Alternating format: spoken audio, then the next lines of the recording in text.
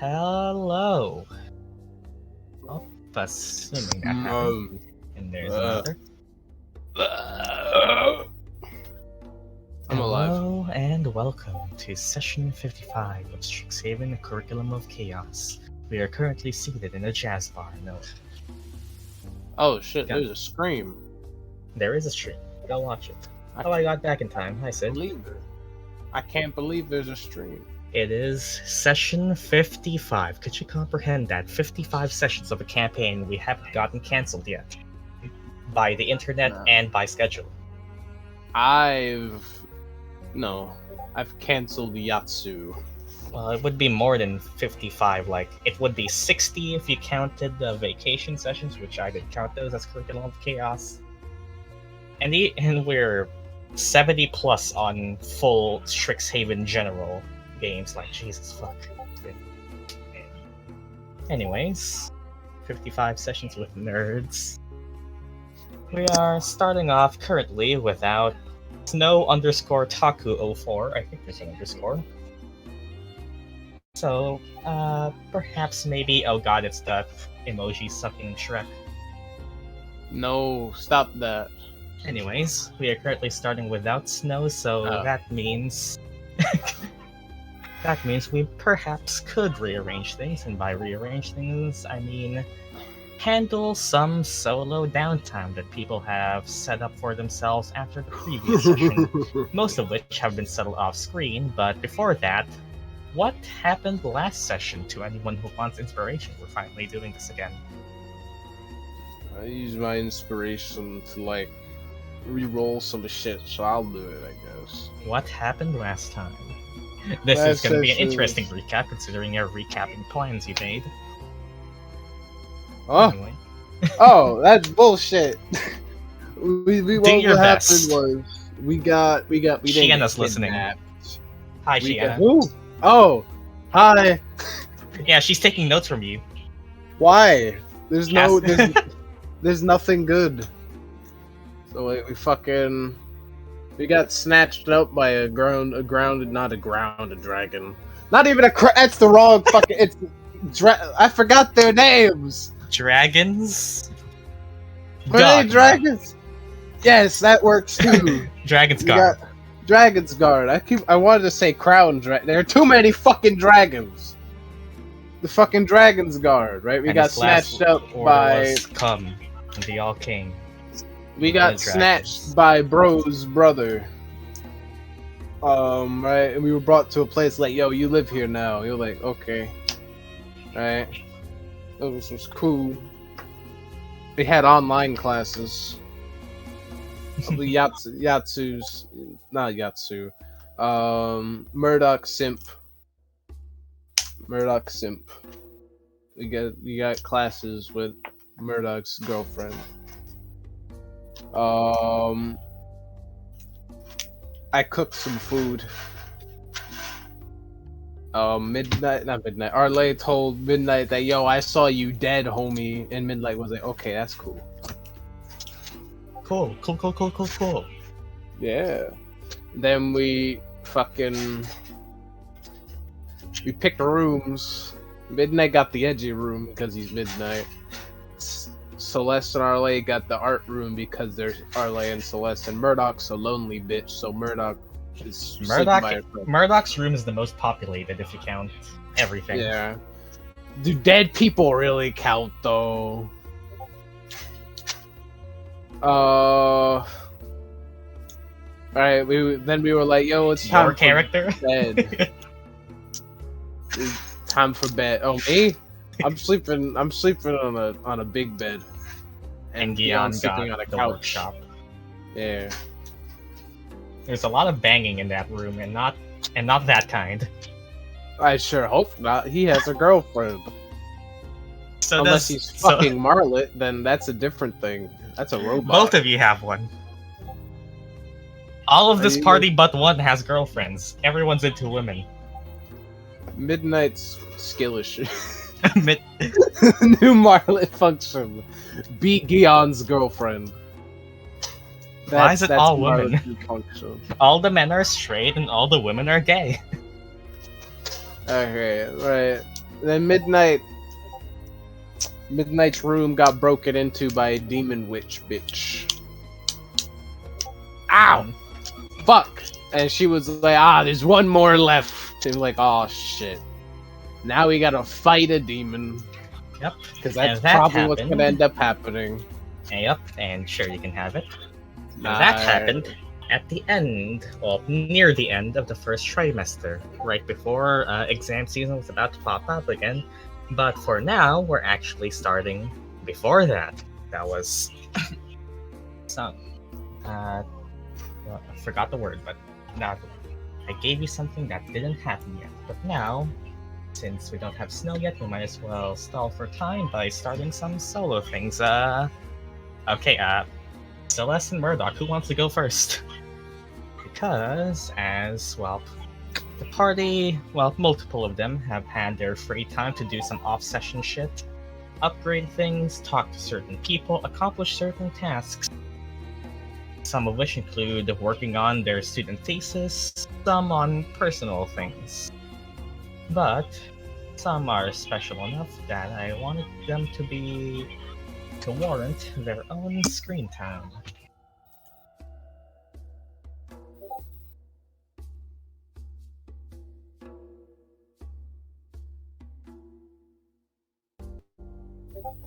Yeah, sure.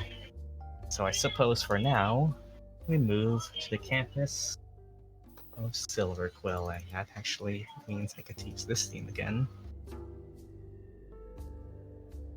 I think, yep, that's the right way. My room smells like cat.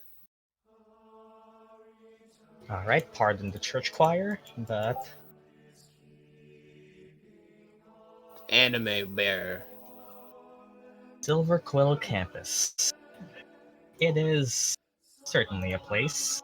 One of the 5 colleges of Strixhaven University. It is certainly one of the more exalted and, well, by just walking into the campus and feeling the very air around it, you can feel a high sense of nobility.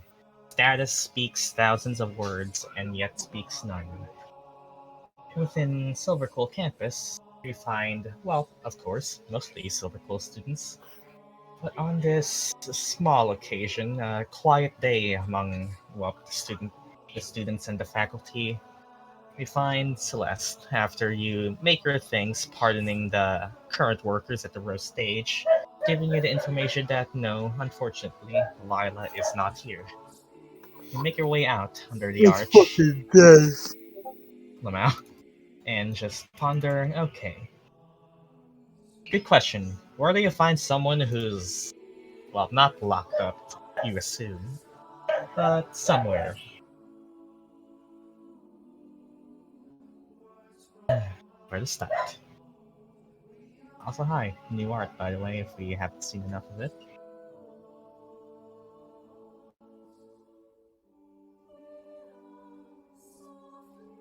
Rock on!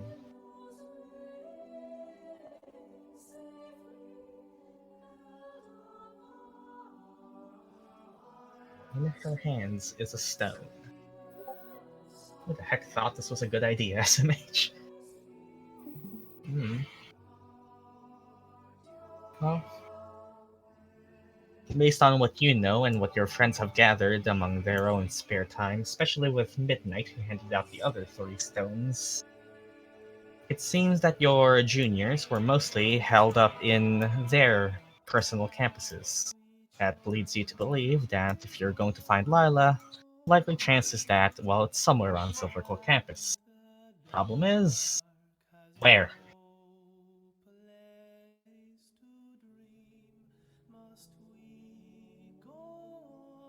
Well, this is a quiet day.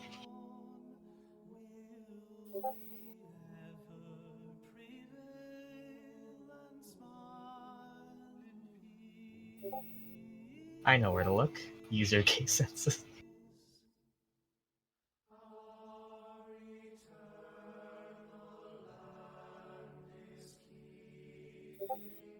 Let's go to the quiet room. Going... I think I have the name of them. Come on, Strixhaven server, where are you? Silverquill College. Over to the west of,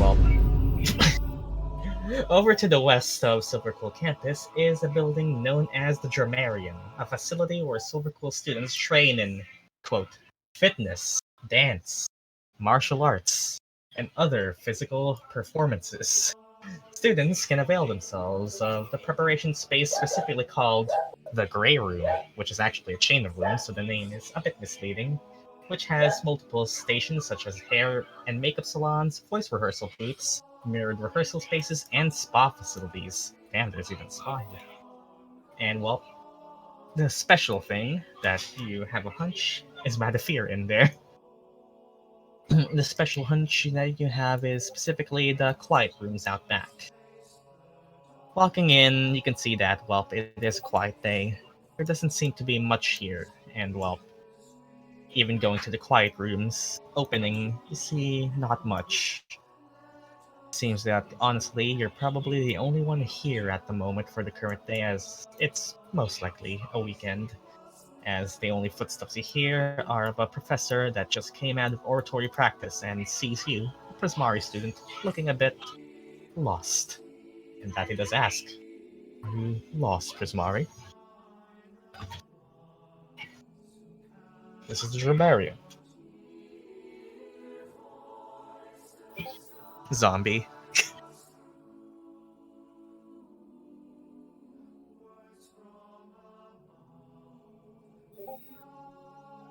Did Stream die? Did it? I'm just staying still.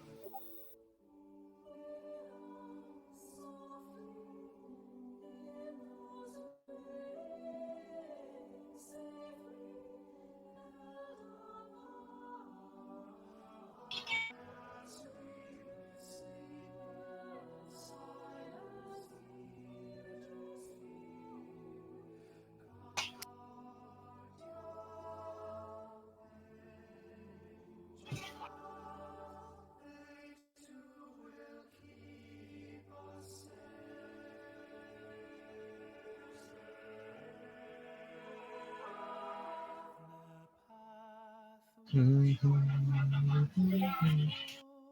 I really lost if I have nowhere to go? No, but seriously, I'm looking for someone that seems like she isn't here. I'll try to look elsewhere. Ah, I see. Well, seem to be one of the later years, so I trust you are capable of navigating the campus. Welcome to Silverquill. I'm sure you're already well acquainted with some of the facilities. If you need any aid on specific directions towards locations, I am able to entertain a couple questions, should you may. But, well, uh, hmm. Dramarium seems empty for today. Makes sense, given, well, it's mostly quiet days.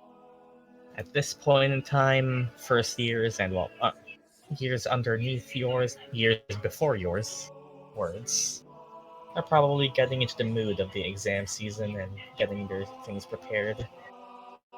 Well, most likely, it's just studious season. People spending their weekends either in leisure or just generally doing other things. Or to look.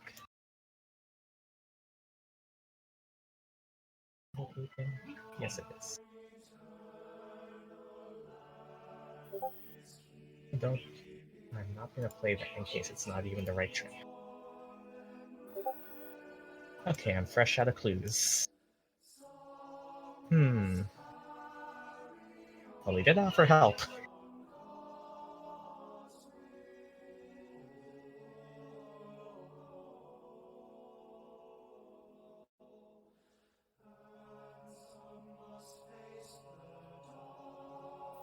Hmm.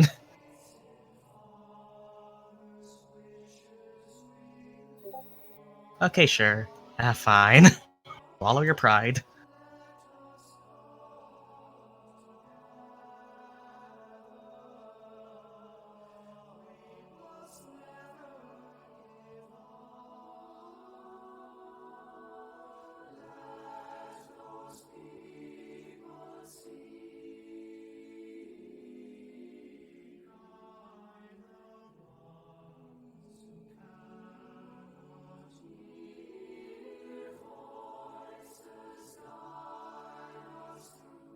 Hmm.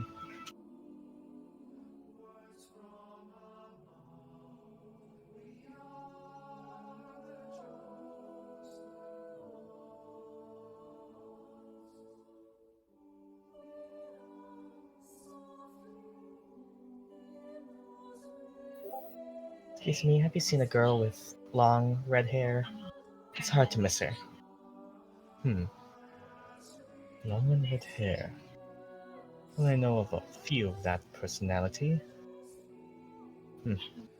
We're looking for specifically the standout among the third years, Miss Iridos.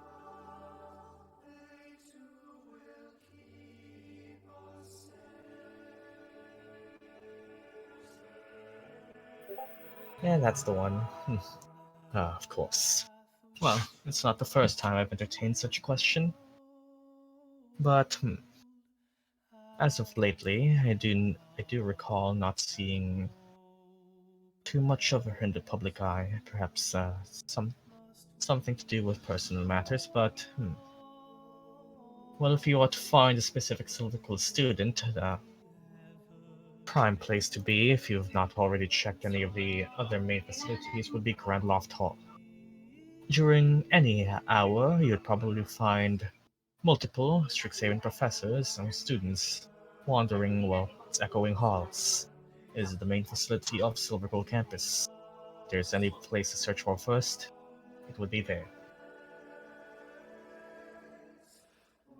The Loft Hall is the central building. Every main campus has one.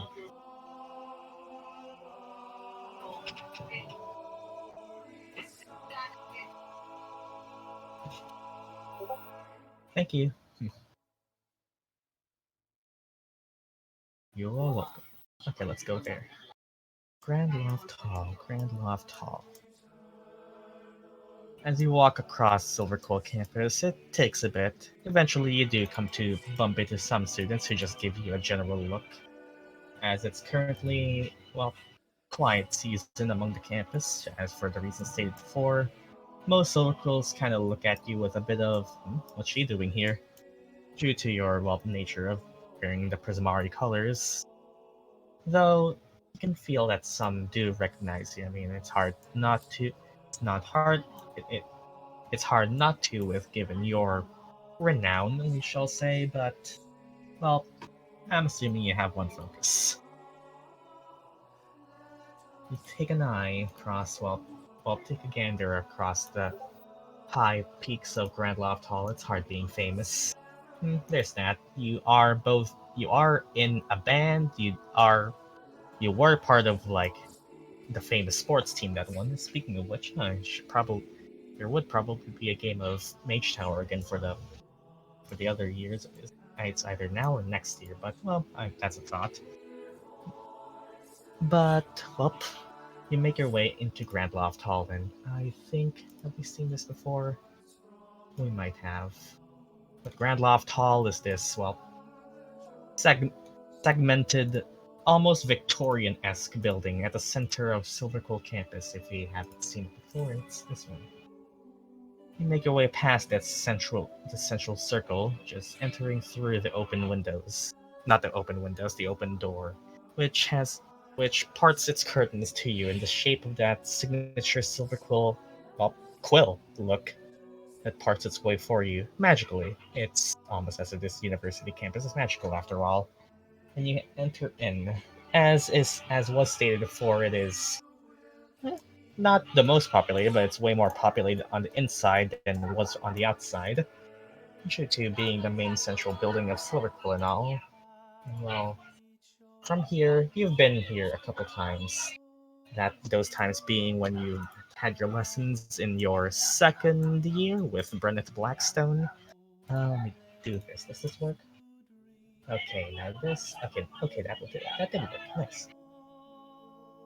Specifically, now that you're here, you can definitely feel a couple Silvercool students passing through. Perhaps some faculty too, but they don't seem to pass as often, and more often than not, pass into rooms that, well, are most likely for facility purposes. They just tap one on the shoulder or something.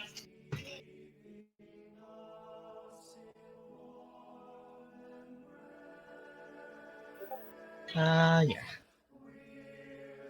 You go up to greet one, just one seeming to walk by. If there is anyone to know, Where she would be her own students, most likely.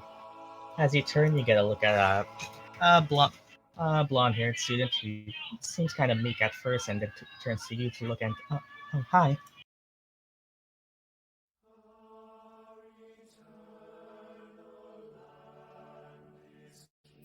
Oh my god. Hello there. I swear to fuck. Hmm?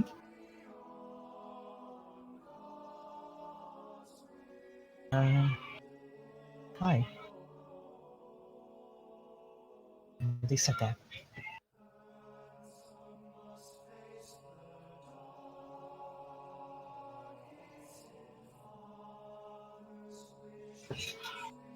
You are not a third year. You are a fourth year. That text, I did not change the text for that. That's my mistake. Let's fix that. Oh, hi.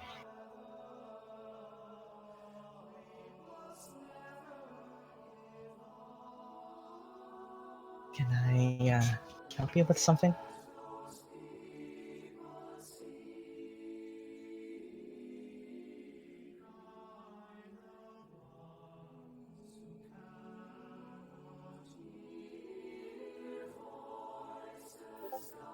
I've seen a girl with long red hair. She's kind of famous apparently. Oh, yeah, you must be talking about Lila. Uh, mm, kind of like looks around and this is mm, I might have, yes, but maybe we shouldn't like be here. It's kind of like drags you over to a little bit of corner. Oh, that's much better. Sorry, yeah, I think I have. Well, more rather, it's just a rumor, I think. Why? Who's looking?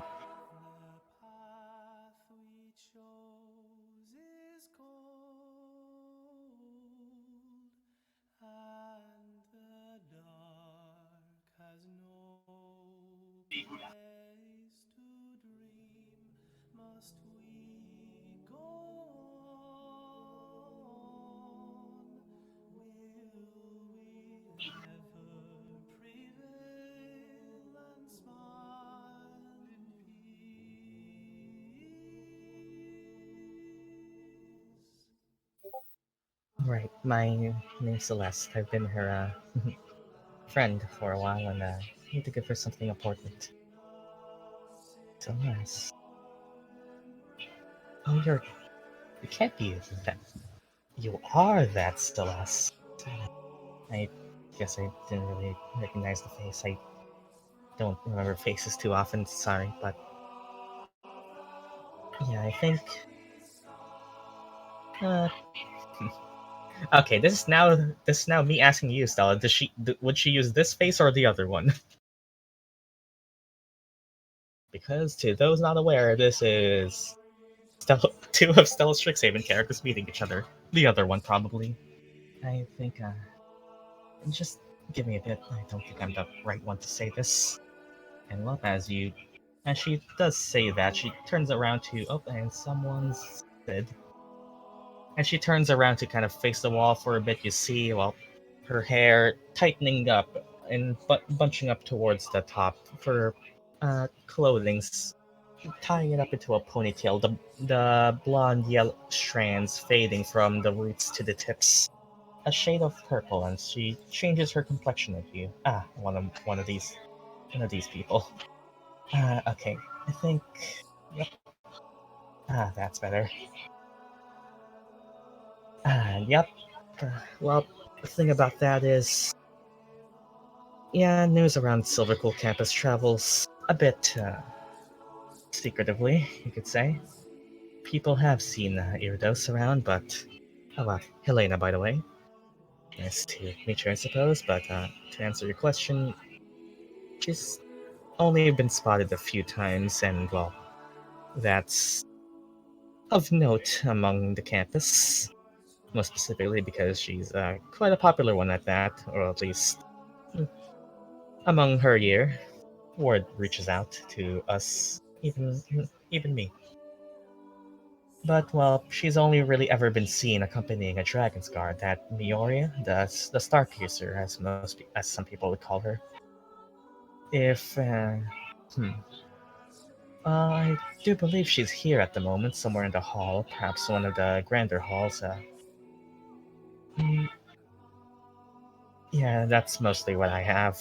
Sorry, but it's definitely something that's been circulating. Not much really talk about it since nothing's confirmed, but that's what the gossip says. People are wondering if the girl's into trouble or something. I mean, Silver Cool Dragon's Guard alumni herself.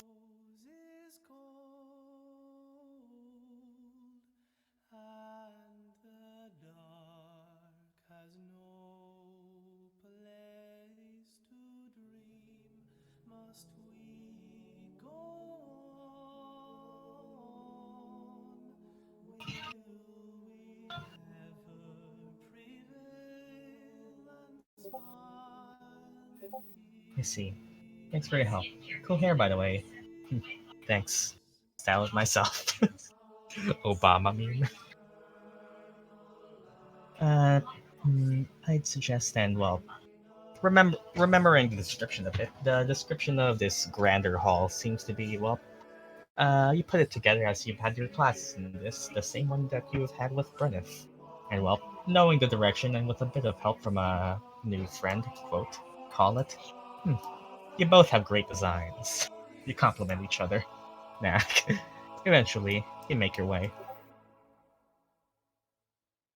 This larger hall, now, well, mostly empty. You open the door, you knock, but understandably, with such a large space, no one truly hears you from the other side. You look over to the other side, and you do indeed see the armored the armored dragon's guard, her radiant hair shining in the afternoon glow, cast by the shadow of the stained glass window, which she seems to be looking up at rather fondly. You just walk up. A bit of a long walk. Your footsteps echo across the room, the quiet nature of the place really alerting you, and well, as someone alert to danger herself, she notices you come and doesn't truly move, just waits for you to come to the side. As you approach her, you see her complexion once again basking in the glow of the afternoon light as she blinks once, still staring at the stained glass window. The dragons, she starts to speak. Founding these universities' halls, yet leaving the decision of running it up to us. What could such powerful, immortal beings desire to see of their creation that they would entrust it to, from their perspective, creatures as insignificant as us? Kind of like turns to you, not really. Perhaps she asked that question to you. Perhaps she was just asking to herself. Just kind of like waiting for your response. It's almost, it's almost like someone looking at a piece at an art gallery or an art museum, muttering to themselves and, well, kind of asking you, what are your thoughts? Oh no, roleplay.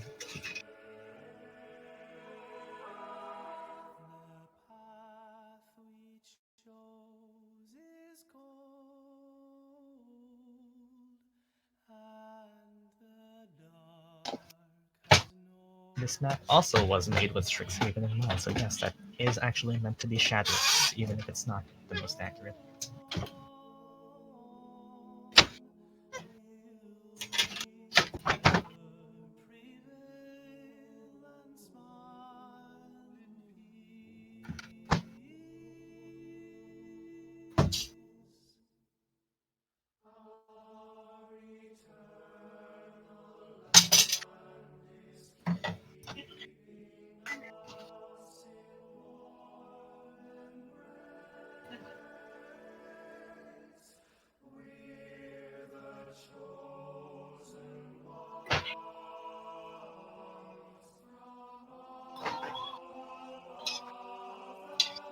the choir from outside just echoes into these halls. Maybe they just created everything because they could. What happened after that? Well, we really don't know. Don't know. Yeah, that's a thing as well. You would think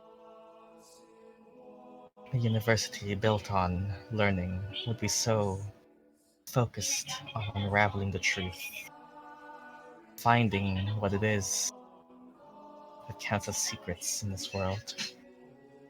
But that honestly isn't our jobs. These dragons and, well, these beings of, frankly, much higher power than any of us can individually ever hope to become. They know much more, yet still choose for us to be the ones to walk alongside them. Perhaps it's their way of telling us it's a burden to know more than one should. Maybe that's a reason they entrusted it to us, that we may carry on, not living with those burdens.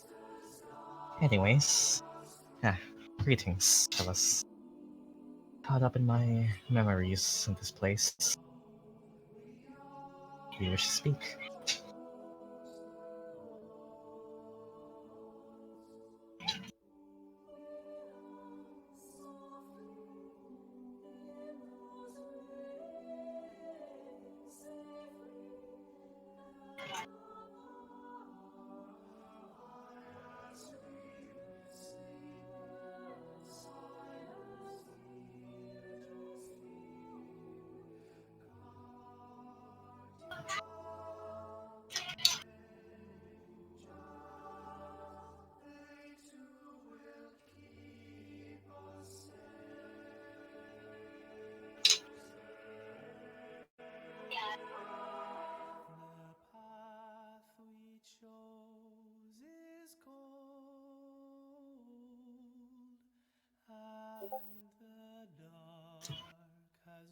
Do you know where Lila is? I've been meaning to give her something and I've been looking for her for a while. Hmm. Of course I do. I'm her appointed guardian after all. In terms of here, kind of like squints at you. Yeah, I can tell you the real deal. You wish to meet her then? She speaks so highly of you. So, I deem you safe.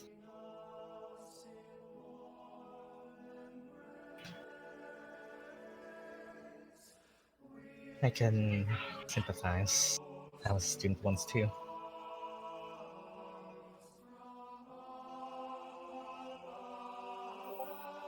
Please, follow me. And I'm sure this goes without saying. Keep your lips tight about this location. We are keeping her for a reason. For a good one, we promise. That takes you to another segment of the hall.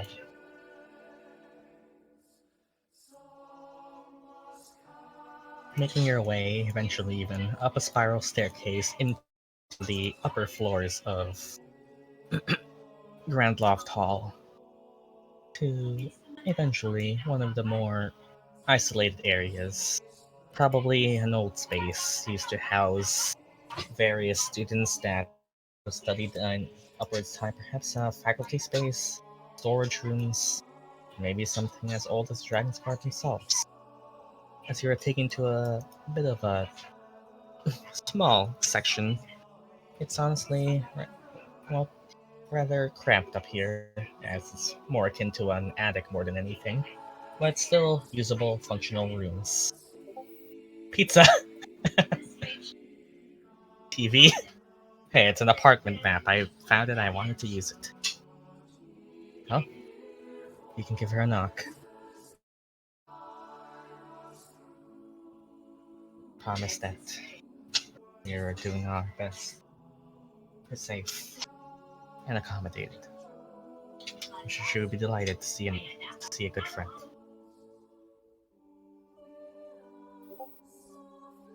Knock knock. No. Coming. Yes. Ow. Bump into the counter. Open the door and... Oh, hi.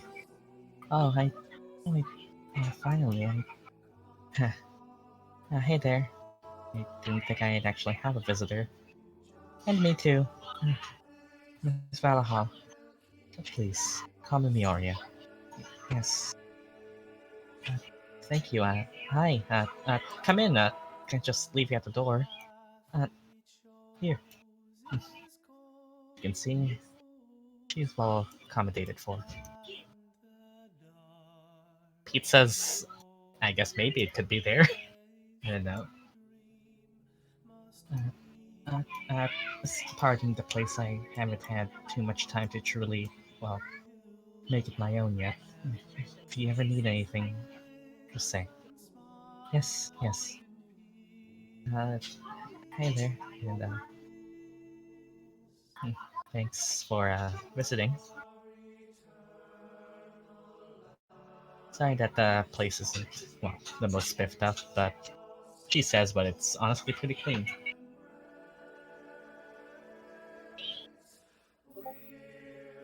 I'm glad you're okay. Uh, yeah, I've been, well, handling classes been a bit from a distance away, so haven't really been able to truly, well, live the third year yet, but I've heard that, well, after this first trimester, things should honestly be settling down. How is everyone else? I heard a little bit from, well, Amanda and, well, Amanda and the like, but how have you all been?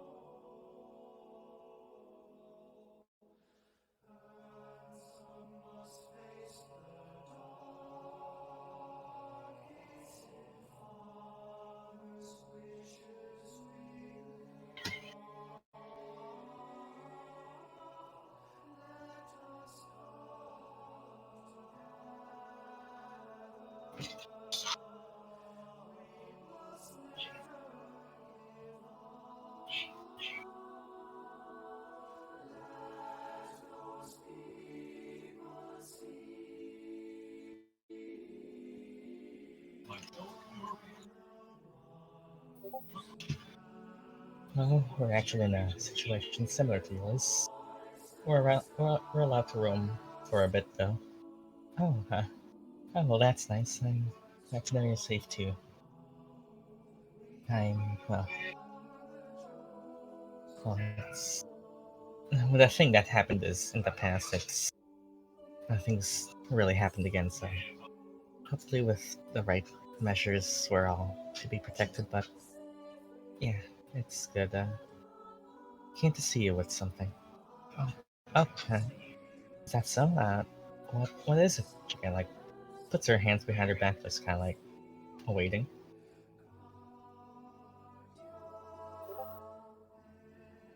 It's in the past.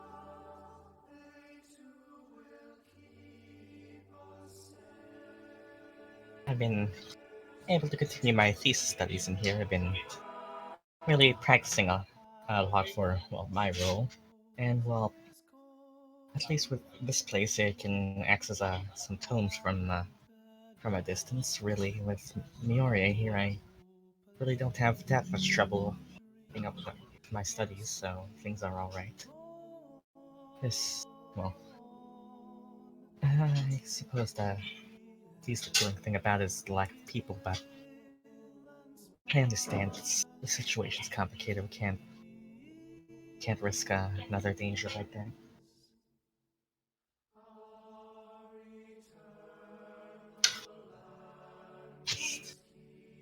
I do hope I can do a bit more sometimes.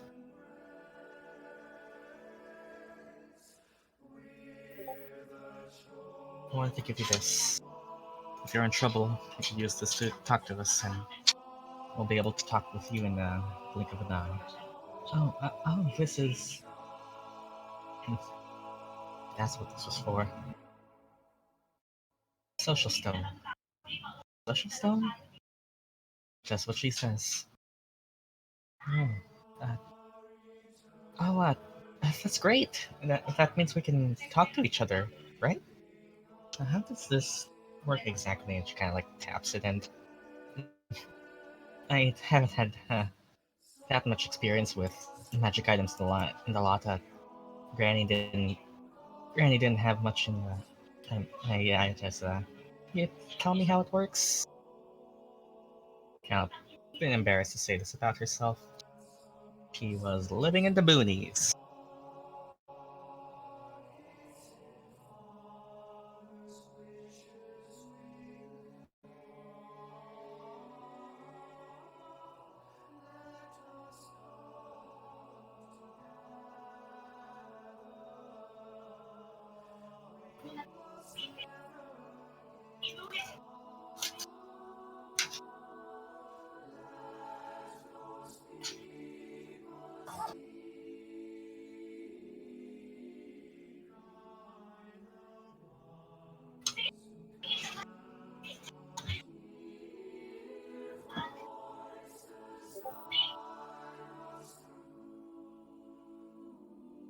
And others just grab the stone and yep, just grab the stone and immediately block Quintilius. All right, I explain how it works, and she is made aware of the functions of it. Oh, oh wow, that's so handy. Yeah. Wow, magic really is uniting people together.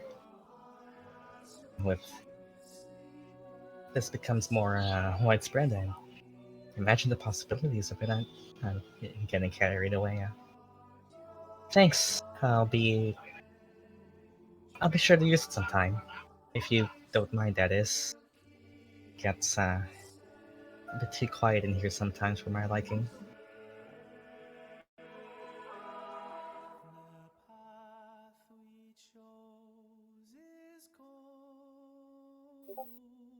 We could plan birthday parties with this. Just that 1 hour time limit. You can organize a group call.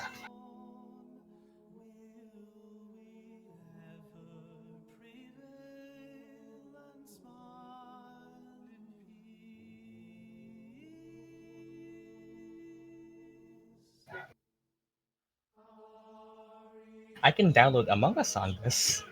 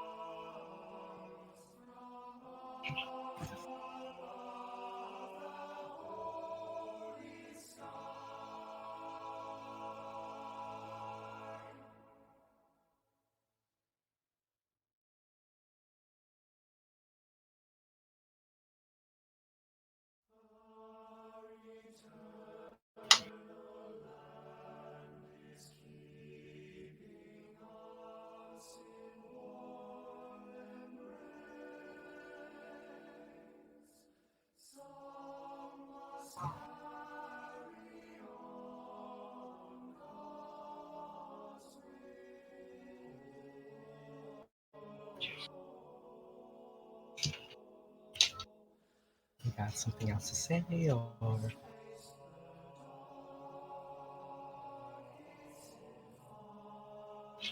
okay? I I wish I could do more for you. I can't visit as often as I'd like, so even if one chant, pass the time or something. Yeah, I'll do that. It's a welcome gift. Thank you. Hmm.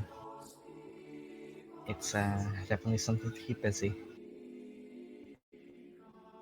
As much as this is sweet and all, but I'm sorry, you have to go now. Oh, oh, you heard her. I'll be sure to use it though. I'm getting kicked. I'll give her a hug. Oh, oh, oh. All right. Thanks. Stay safe, okay? Yeah. Yeah, I will.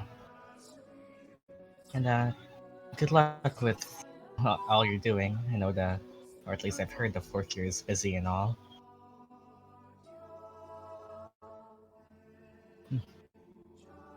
Mioria smiles.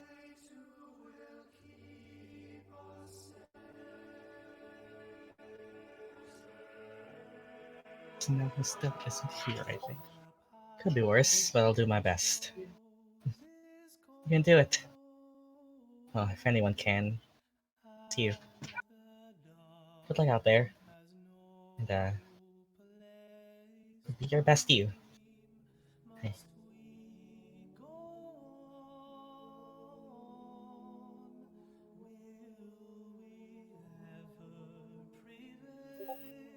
Nods. Alright. Mioria opens the door. Come on now.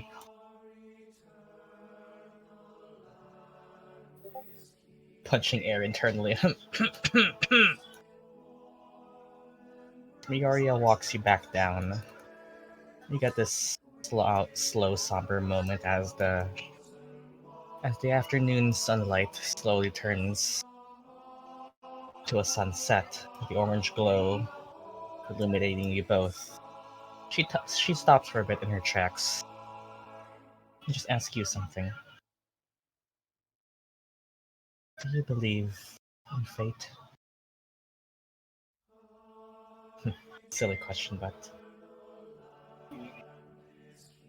someone like her, she is fated for something much bigger than all of us,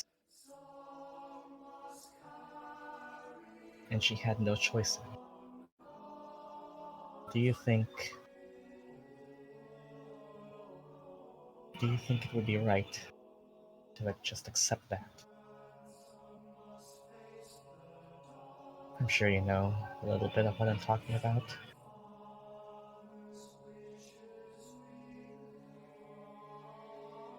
What's your take on it?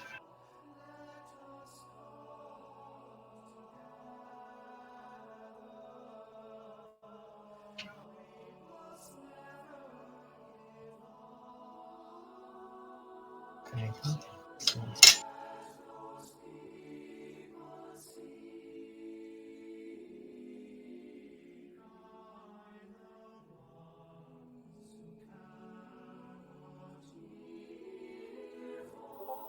we can't really start without snow yet, so this is all in good weight.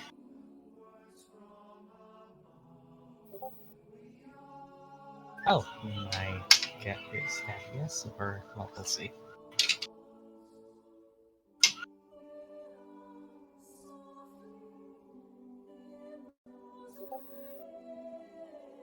Oh, nice. Well, I guess we can do the Murdock thing a bit later.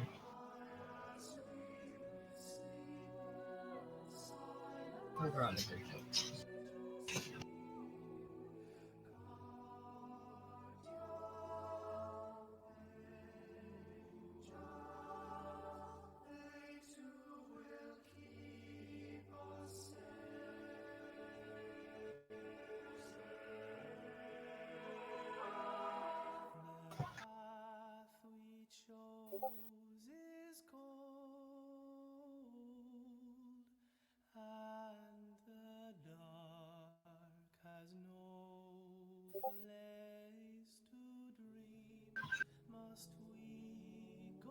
Honestly, I'm a bit conflicted. She's destined for something greater, that's for sure. But it will be painful to see her leave again. And see how you feel. Believe me, I do.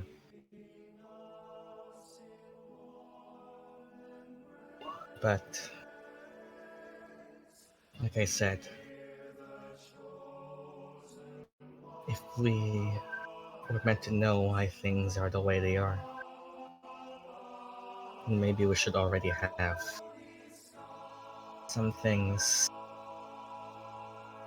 just seem to be out of our grasp. Thank you. You can go now. Nice music timing. That being said, we can shift back as Mioria lets you go under the same watch, the Dragon Mirror, or the Dragon Stained Glass Window. Big question looms over you now. How long do you have left?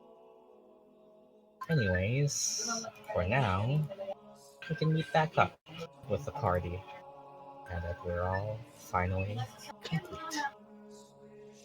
Oh, that was a bit heavy. Anyways, It's kind of gay. honestly, yeah, it's fate by.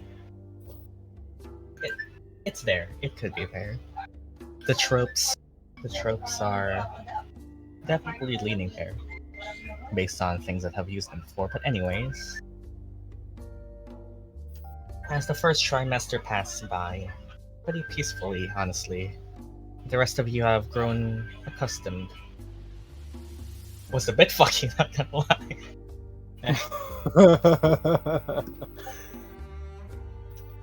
You touch hands and you fuse into a single character. Nah, yes. Next thing they do is shatter a ring. Anyways, you've all grown accustomed to, well, your current status. It's about halfway past, or a bit more than halfway past the first trimester at this point, and you've gotten mostly used to your situation by now. As well, eventually a new day comes. Long rest, anything that might be relevant to people. You can roll your dice now and you will still keep the 16 for when the thing happens. But for now, we're gonna be doing a thing that we haven't done in a bit. Waking up. In your new spaces. No way. Oh, that's a 2. People still wake up? I thought you were dead. Back in your space, is the stream black? It's just no? black. It's alright now, I think? Yeah, it's better now. Okay. As you all wake me up inside, you have gotten accustomed to your new situation. Now is another day. One where you all organize to do a little thing. It's another one of your free days that mostly you've kind of all decided, with your current, well, motivations being to learn more about a specific situation regarding your friend. And as one of you have already said, information is, well, your weapon, or something along the lines of that. How you choose to go about that, though, is something that we decide. Now, first thing we decided in the morning is, what order do we wake up in? I'm last. I got armor to you put all on. do something, settle that. It's one of the. We've done this before. You know how it goes. Roll initiative. That's one way to do it. Okay, here we go. 20.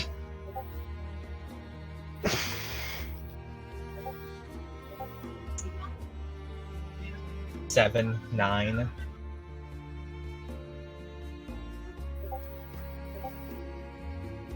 Nice. 21.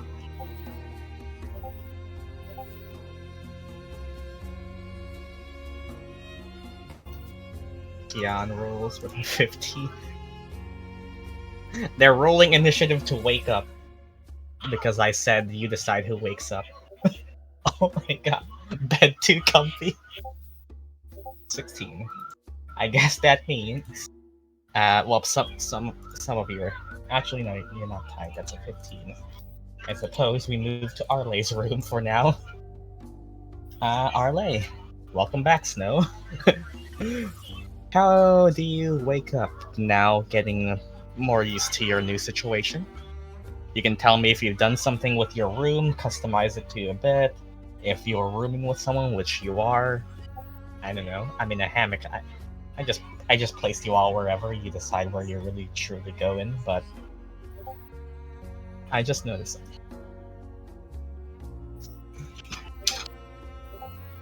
No one has changed their names. Oh. Where the hell is my... Yeah, I thought it was just because not everyone was here yet, so we just didn't bother. No, I knew, I just couldn't care less, I guess. I'm the DM, I just put silly names, and if I don't, then I don't. It's not the first Where time I the have fuck DM is voting. my phone? But, There yeah. we go. Honey Bunny. Also, can I just say how I rolled higher in waking up than actual initiative? I never roll higher than like 10 on like actual initiative, so this is new for me. Anyways.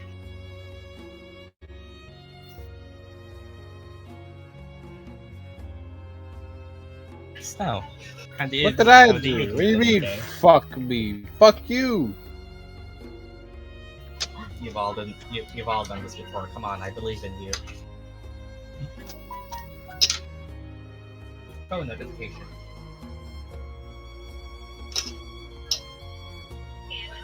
Someone else read out whatever Snow says, as I'm a bit occupied. I can read, but fucking It's cringe. very... I'm the only other fractional Sid. That's your wife right there. You read it.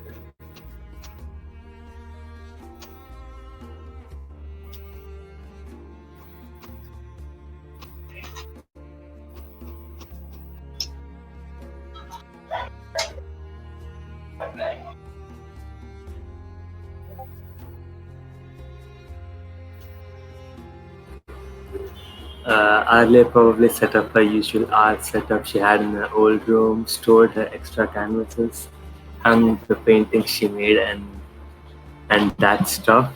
Keeping the hammock because Loki fits her. She just wakes up and starts her art routine doing morning sketches. Fun. Fun. Is that what you do then? Can we move on? He sucks it. No, no he doesn't. Fuck you. You don't even speak. I do narration. It's Arleigh. Once again, I getting just used to actually imagine the having art. pretty big rooms, not gonna lie. I just imagine Arleigh sitting on her beanbag, just drawing. Beanbag. It hates people. I suppose Damn. that's Damn. our... Meanwhile, on the other side, someone doesn't really wake up, but is rather already conscious.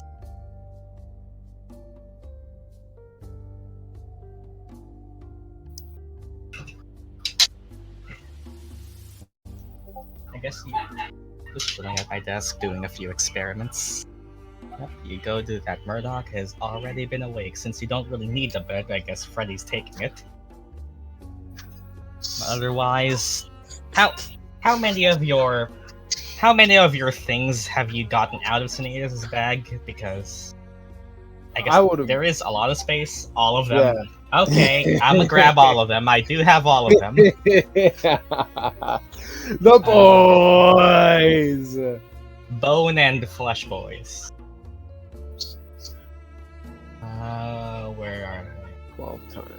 I'm pretty sure you clearly. Okay, that's 1, 2. Oh god. I'm literally grabbing them all and putting them all at once. That's another one. That's another one. I think this is one. I'm pretty sure this is all of them. Oh god. Oh god. Oh god. Was it 7? How many of... Was it 7 or did I miss one? There is one woman. I think I might have missed one. 7 skeletons, 3 zombies. Okay, they are probably in here. I need to... you know what? They're just there. Yeah, the others are there. They're just being kept somewhere. I need to organize that list better, but yeah. All of these are here now. I love to see it, man. Yeah, well, that's Murdock. Having I'm gotten gonna make used to the room already. for all of them. They don't eat! I don't care. Nobody in that room eats! It doesn't fucking matter. They still getting some food. They deserve it. Well, that's all of them there, which I have all of them in the map, which is much easier. I just wanted to do a cool thing. But anyway, so that's Murdock. Celeste, what about you? Food free. That sounds like a skill issue.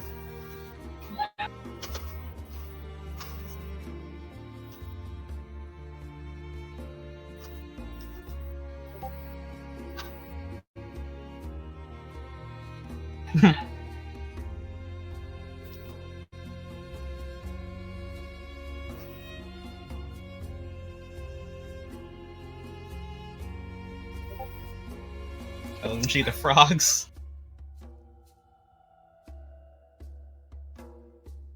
They're dead. And frog, singular. Dead frog.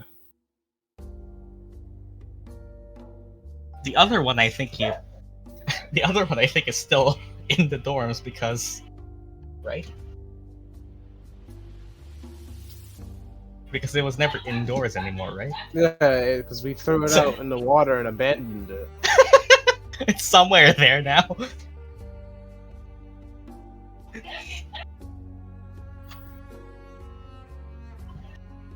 I only grabbed the things that were inside the dorm, so I actually did forget about it too.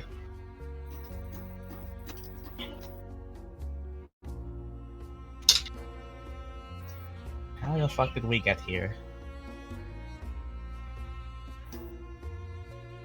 It started out with the kiss. How did it end up like this?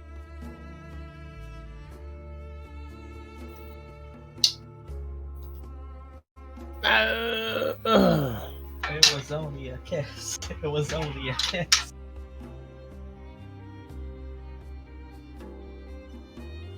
Stop kissing people. It's gay.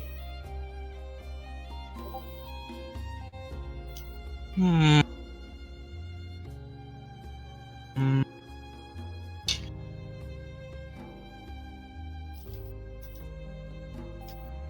Morning, Arleigh. Go feed the frog. Do you feed Roxy? Good question. So these desks are huge.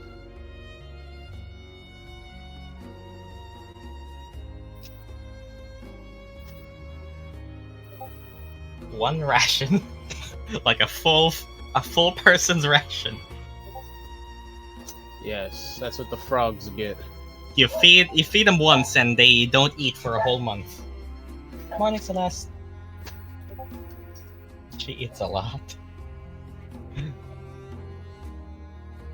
Anyways, with that being said, you all know that there is the lounge here, but I suppose you could meet wherever you want should you wish to start heading out or whatever. Anyways, Gyan, who takes ownership of the bed? Me. Okay. I stole the bed. This is I call dibs on the room and you get the bed. I see how it is. You get the couch. Well, fuck you, I'm gonna make a bed out of the interesting couch. roommate pairing. Couch bed. Hey, sleeping on the couch is honestly not bad. I mean, depends on the couch. If it's soft, I guess. Yeah. I'm a Filipino. I've slept on hard wood. I mean, sleeping on the floor is better than sleeping on the couch for me.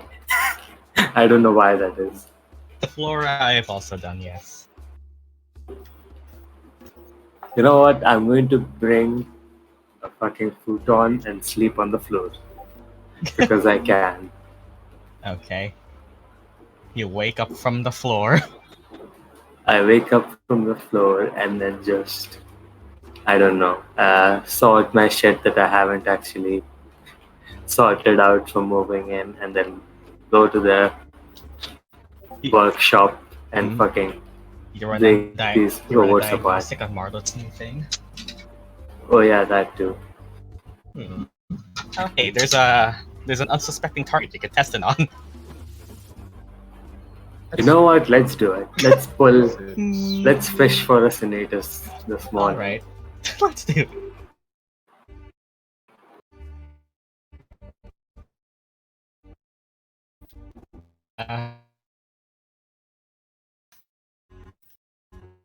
What it says that I have.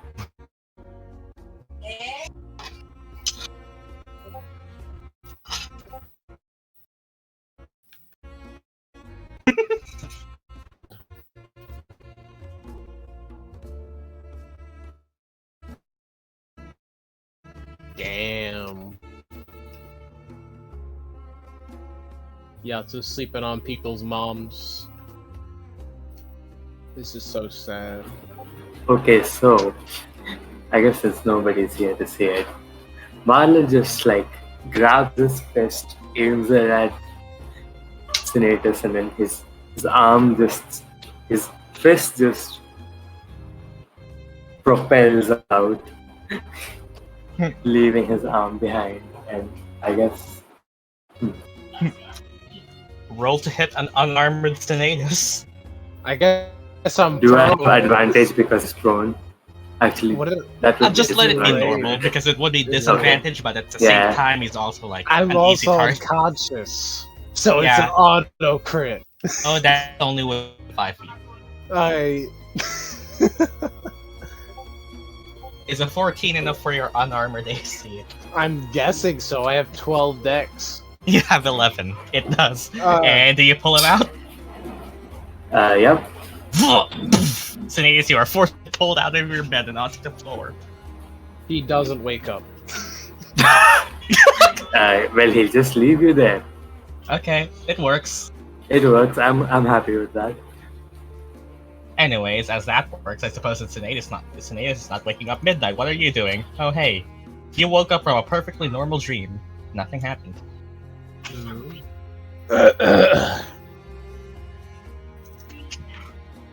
Let me... I could get one of the dream generators. You know what? I will. Random dream generator. Ooh. Why his fucking nose like that?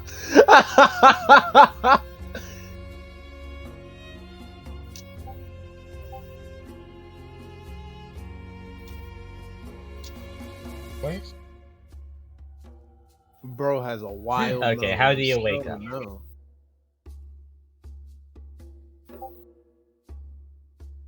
I don't think it's actually working. Damn it. Gyan and Sinetis. What did I dream about? How do I use this thing? Yes.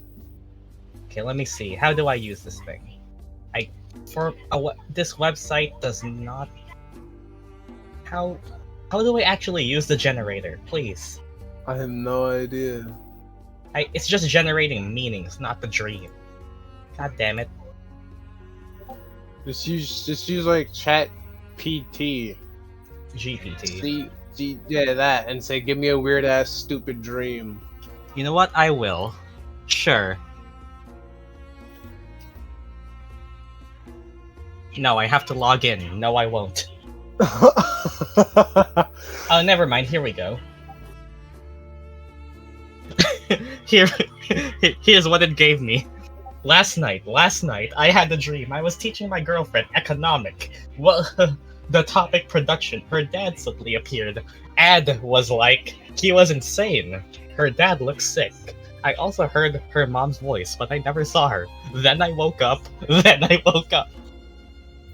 Honestly, sounds like a dream, alright. That's yeah. Bro, Yeah, so, that actually makes sense. so Kinda. bro woke up. You were Last teaching night, economics, last singular. To who's your girlfriend? Good question. You don't actually even remember. God damn, it's already fading.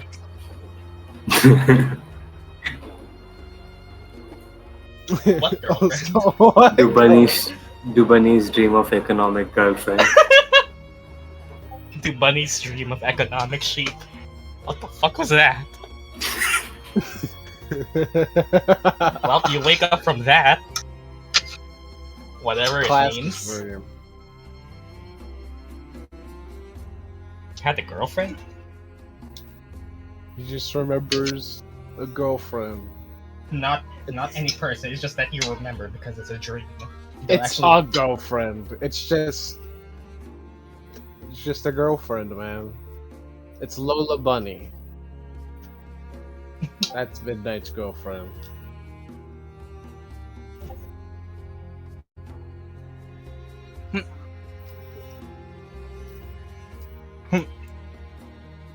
You go outside. And no one else is out yet. Well, speaking of which, Sinetis, do you eventually wake up? Eventually. Like 30 minutes after he gets pulled out of the bed. 30? Yeah. And then immediately he just gets up and I guess take a shower if there is one. There is, I guess you would. Bath. Is no one else awake yet? Oh, hi. Immediately goes to the shower. Immediately. Oh, good morning, bye. Bro don't even seem conscious. He's just going to the bed. Rude. These are my friends I've known for 3 years, everyone. He's one of those Sinetis. I feel like Sinetis would be one of those, that morning person that they still feel like they're sleeping. They're asleep, even though they're awake. So bro's just he's gonna knock on every door. Bet. Hi, that's me. Well, but you don't have to knock on this door since Sinetis left it open. Oh, hi. Oh, he left the door open. Could knock on the You just door. see Marlette's both arms, just fists on the floor with like wires attached to them. Don't mind Marla's that. the Nintendo the Nintendo fighting game characters, the ARMS characters. Rob. Has Rob ever been in a fighting game? Yeah, Smash Brothers. Oh. Like the fighting game. I only knew about him from fucking... What the hell I was was it sleeping called? with Sinetis. Mario Kart.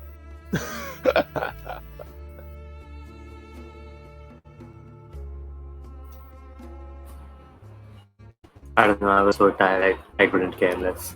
I just conked out, woke up, went to work, I guess. This isn't your first night. You've been here for a while now. Oh. Well, probably that rinse and repeat given everything I worked on in that time. Just work all day, then go to bed, not give a shit about anything. Oh, you all Gyan just moves out, yeah. you go outside or back in? Outside. What was that? Going out. Okay, let's do this. Let's meet back up. We have something to organize after all. You move down the rooms, and I guess there's 2 doors to knock on. I actually went to knock on every door. Knock, knock. Well, at least Fuck- it's easier this knocking on time. doors. Knock on the walls. Like, just constantly. Knock, knock. Knock, knock, I suppose. It would be Celeste and Arleigh, I think. Who's there?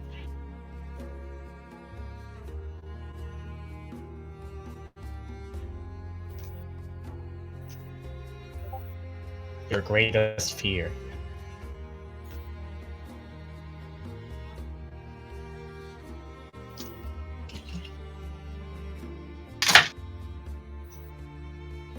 Greatest fear is Midnight's edginess.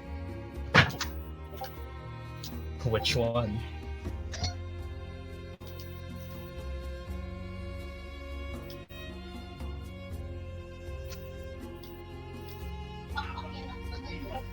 Your mom. Ooh. Does Celeste even have a mom? She probably just spawned into the world. She does, actually. Yes. Show proof. I think I have a concept art, but I haven't actually used it. But it's not really something I have. Celeste is momless. No moms. It's hard fighting things with specifically red eyes. Because she got those eyes from Mother. And since she's half-elf, she was the human. Or just Photoshop their eyes, that too. Photos hop. Photos hop. Photos hop. But yeah, anyways, boing boing.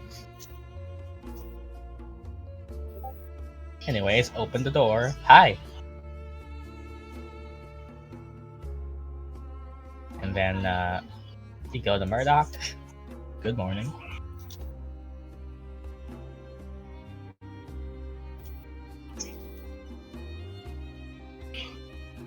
And everyone seems active.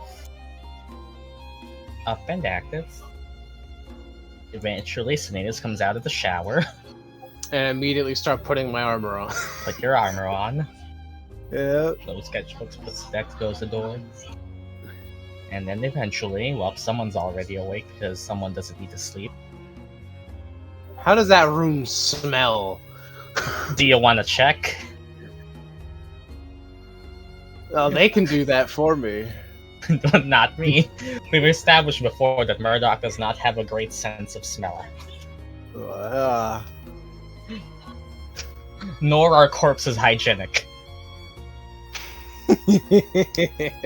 Thankfully, the seals on the rooms are tight enough, but the door is something else. Good morning, Arleigh. Door, There's just just constant smoke from under the door, just passing through. I bet that room smells like heaven. You have to pass by. Everyone has to pass by it. Is the thing. It's this room, so everyone has to pass by it. Goddamn Christmas tree. The Christmas tree. I would have, but Sinetis was too busy chilling in a desert. Morning. Midnight's gonna knock on Murdock's door. Well, you knock on the door, and the smell I will leave up to Yatsu. You do your things with your rooms. Customize them, I don't know.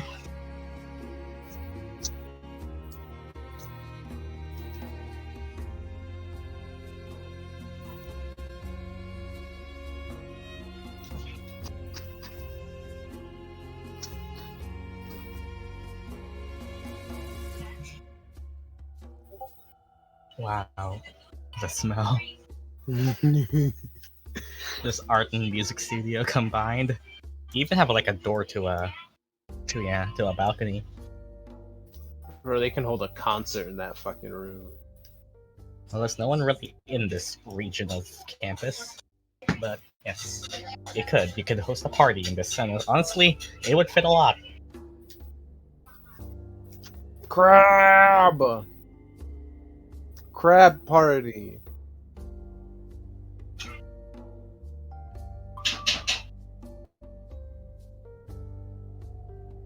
Honestly, I might have probably been able to get away with shrinking this map by like half, by 1/4 of its size, but this was the dimensions it gave me. It smells fucking foul. Smoke, potion ingredients, themselves, dead people, all that fun stuff. All of these. It's the boys! Oh my goodness, good morning. The skeletons come out of the closet. Gay skeletons! Morning. Good for them.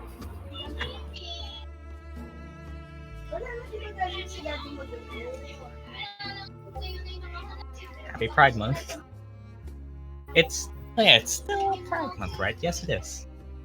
Ew. Like, one more day after this. God, I can smell it from here. Close the damn door. Close the damn door. Don't even let Murdock out. Thankfully, close the Sinetis door. comes down the hallway with the smell of men's 5-in-1. Damn. Shampoo, conditioner, body wash, toothpaste, and something else. Men's 5-in-1. My bro just out here chilling, and then dead people. I should have fired prestidigitation. The smell of Old Spice. Men's 5-in-1. Shampoo, body wash, conditioner, toothpaste, and Old Spice. And that's a canon brand now. Yeah, he's wearing all of that. Can toothpaste also function as a body wash? Let's not ask. It's magic. I mean, I guess it could. Magic. Magic toothpaste.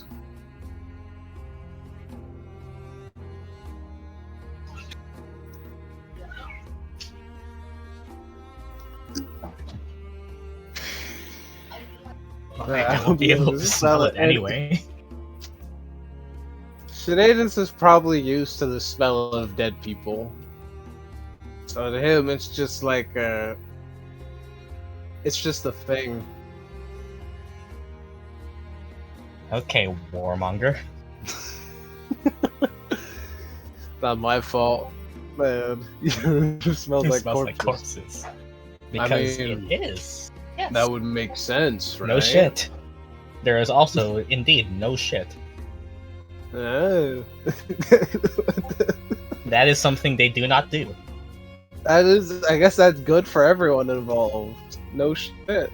Hey, like, what's like 10, not 11, 12, 13 extra shitters would clog out the toilets. So that's good. Yeah. Imagine 13 people sharing a single toilet. Average Oh, Southeast God. Asian and South Asian household. It's too many people on a toilet.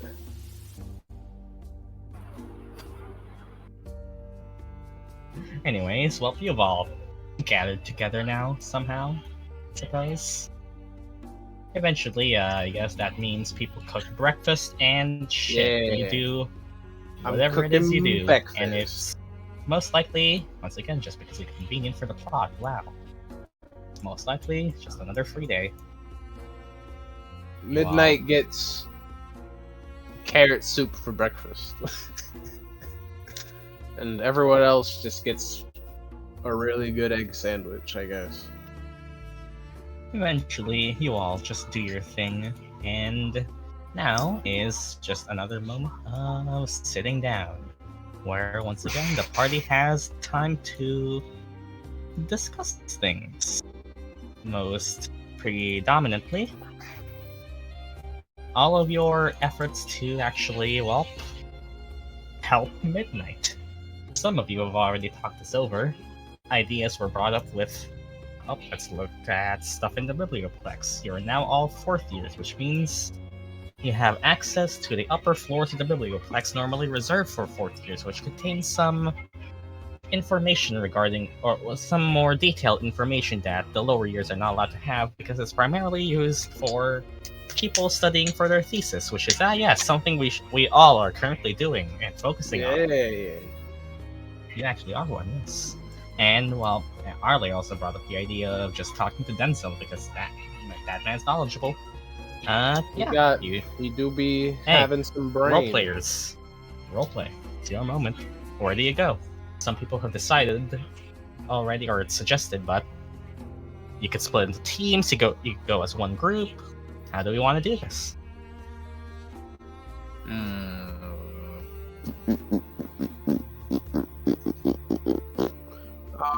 How we do this? Bring over the food. Yeah. Food. Sinetis just has a whole ass steak for dinner. Not dinner, breakfast.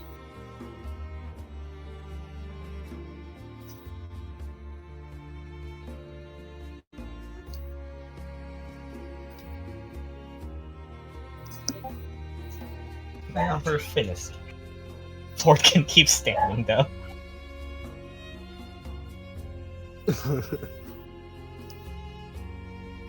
God. Stuff, yeah.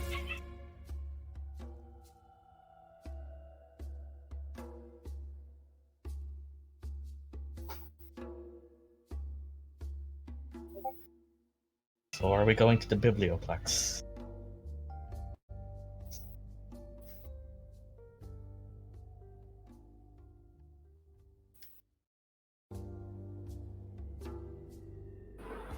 Well, depends on what everyone's plans are. I think some of us, well, Arleigh was thinking of asking her grandpa, and I guess some of us could go to the Biblioplex. And wasn't there some religious place in Silverquill campus?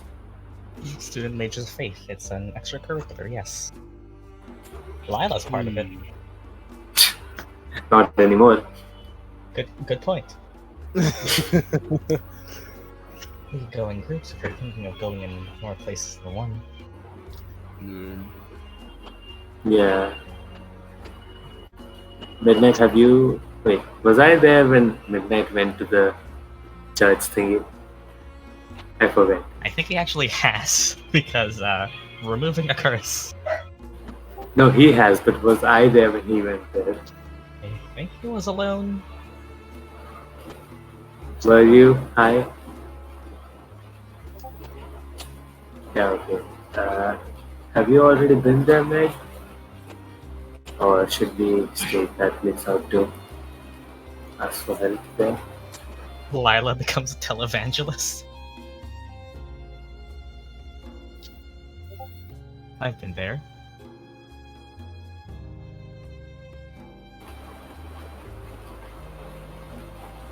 Yeah, probably should. This school is a school full of all types of information. Just the thing that is to differ here, from whose source do you want your information from? Wiki. Wiki. We have 6 people. We could have 2 go to the Biblioplex, 2 to the church, and 2 to the professor. How about all Definitely. 6 of us go in 6 locations and make the Yeah. DM's life hell? We can do that. Hey. I mean, do we have 6 different people to Please, go to? We 3 will go. max, please. For my sanity, 3 max, sure. 6 locations. I don't think there are even 6 different people who have 6 different opinions True. about this problem. Send your skeleton. Yo, how are we gonna get the information back out of them though? Is the question. How are they gonna get the information out of the people first? I mean, like if it's how are they gonna? How it's true. Like Murdock gonna be like, yo, just tape a sticky note to their forehead and say, from Murdock, answer this. Murdock can lead the other group to the Biblioplex since you work there. Arleigh also did. They both worked there.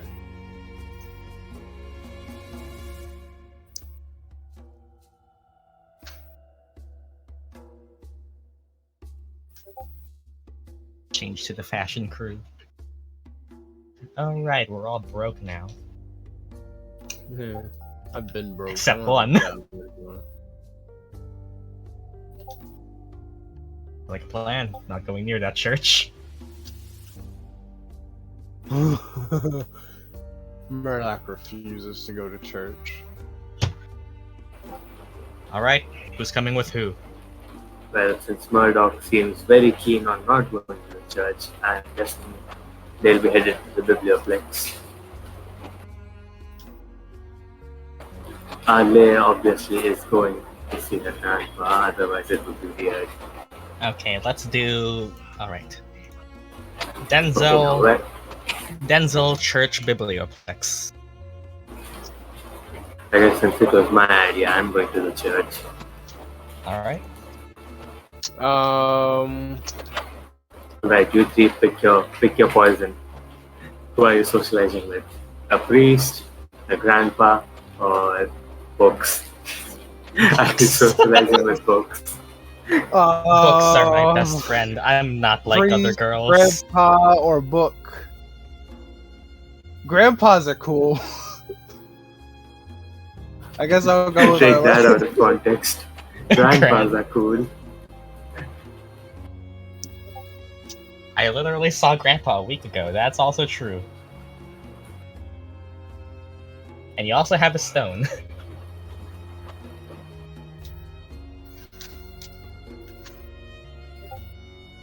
Yep.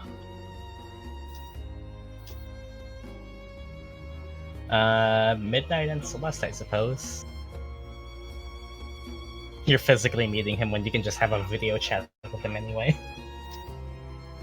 I mean, the lines could be hacked. What if the government are watching our conversation? Gyan's going to the church and Murdock's going to the biblioplex. We got Grandpa, church, and library. Charisma-based characters sound like a bad idea. Hey, you should spread out the charisma, just in case. I'll go with murder. Murder? Oh. Yeah, Murdock I was like, has who's always murdering had who? murder as a nickname in the token name and in VC. No one's just actually been using the name. Yeah, I remember it. I didn't remember it. Ever since the first year, Murdock has always been Murdock Murder McGill. No one has just actually used murder.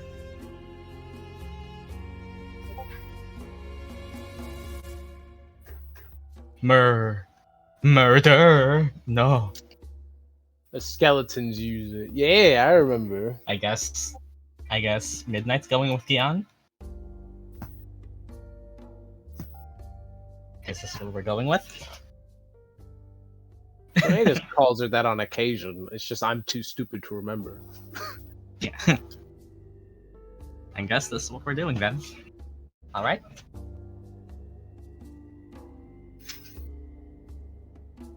Just saying, Confirming? Yeah. Have we gathered the party and can now venture forth? That looks good. I think Hare hasn't said anything about the ideas. There we go. Alright. Then I guess... Who's first? Not me, because I'm going to go eat dinner. Alright. Speaking of dinner, I should make something to eat, because I haven't eaten yet today. I guess that means these two. Right? I guess it's these two? Sure. Alright then.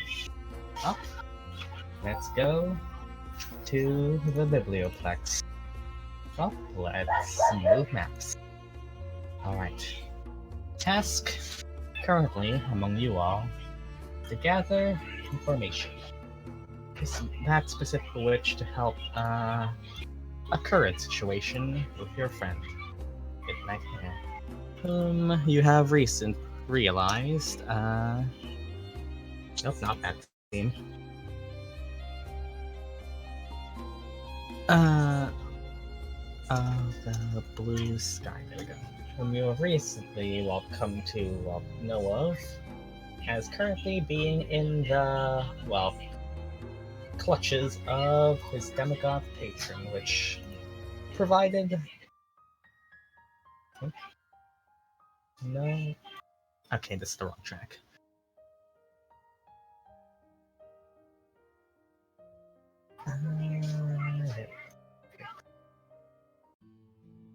Nope, this is not the wrong. Okay, it's just blue sky.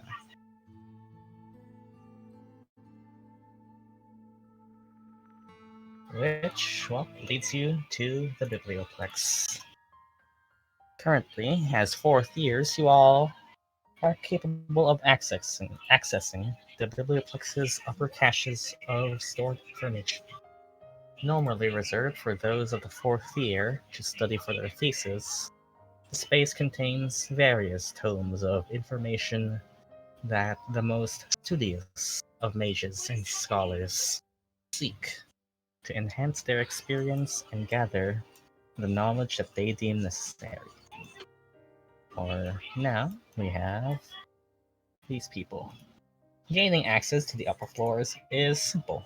You all simply have to prove yourselves as 4th years, and that is easy to do.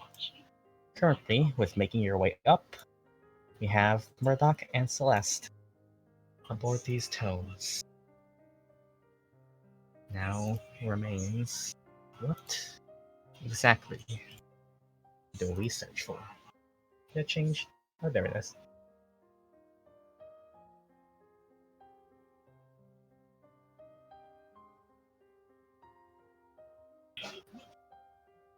Here we are. Now what?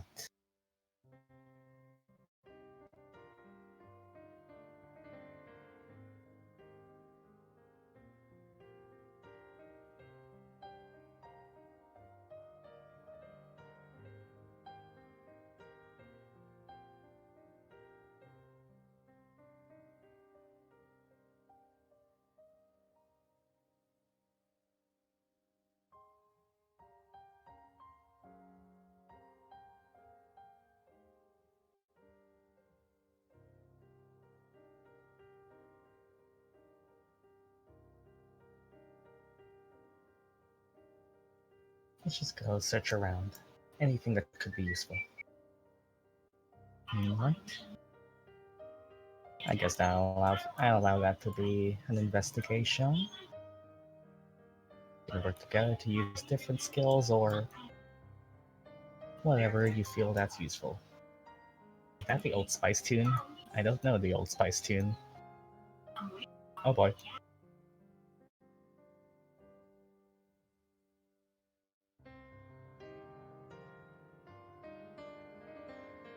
Past life.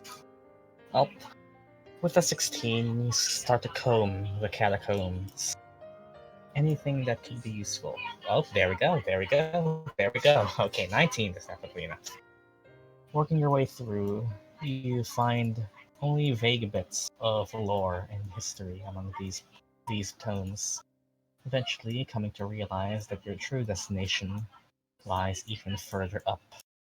As you two make your way above to the hollow libraries of the fourth floor, only the sounds of whirring clockwork gears accompany you atop this tall space not many truly ever get to see. The long labyrinthian halls of the Biblioplex's fourth floor only reserved for those of the most intellectual sort. Through making your way, you find some tomes what you're looking for. Extraplanar beings, those of high power, those with magical adeptness. You find multiple things to refer to when studying anything that would be generally useful. You have found an appropriate place to be at. Now only thing left is to find the right tome. I guess we can leave that role to Celeste. What do you do to help?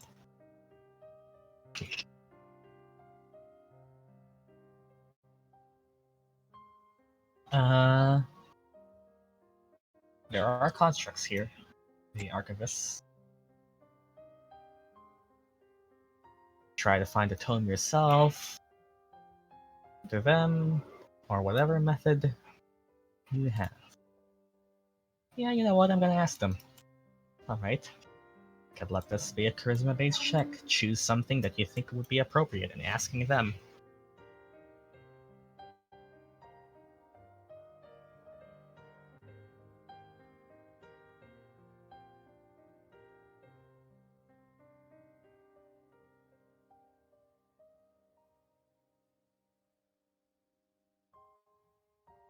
Yeah, mouse work with me. Persuasion help, that is definitely enough to help. Ask about what you desire to the construct. The archivist listens intently at your request. Something regarding, well, Daemogoths, should you say the actual name out loud. Through enough help, after like 3 minutes, the archivist floats up using its many long-limbed arms to reach high up into shelves that you cannot reach on your own, gathering scrolls, parchment, and tomes alongside its cart. To carry it forward to you, levitating, and some part of it spider-like, walking and tapping back to you. It sets down a couple things for you: a tome, a scroll, anything that it found deemed to have that keyword in it. And you have the things you do. Should you just start reading them?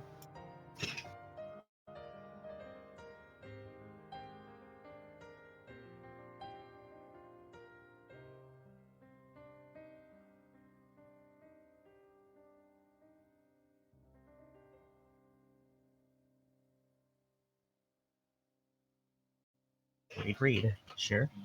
Alright. Daemogoths. Well, certainly. Within this hallowed hall are information about creatures that slip through the darkest corners of the world. Said to be the most powerful fiendish creatures that feed on misery and negative emotions. Referred to by some sages as tear lickers, owing to their tendency to lurk near battlefields and other sites of great tragedy that consume the anguish of the saturating the area. They are called Daemogoths. Find them to be fiends, typically of a lawful evil nature, due to their conniving ways. Histories record them as creatures holding forbidden knowledge. There are few records of them in this distinguished hall.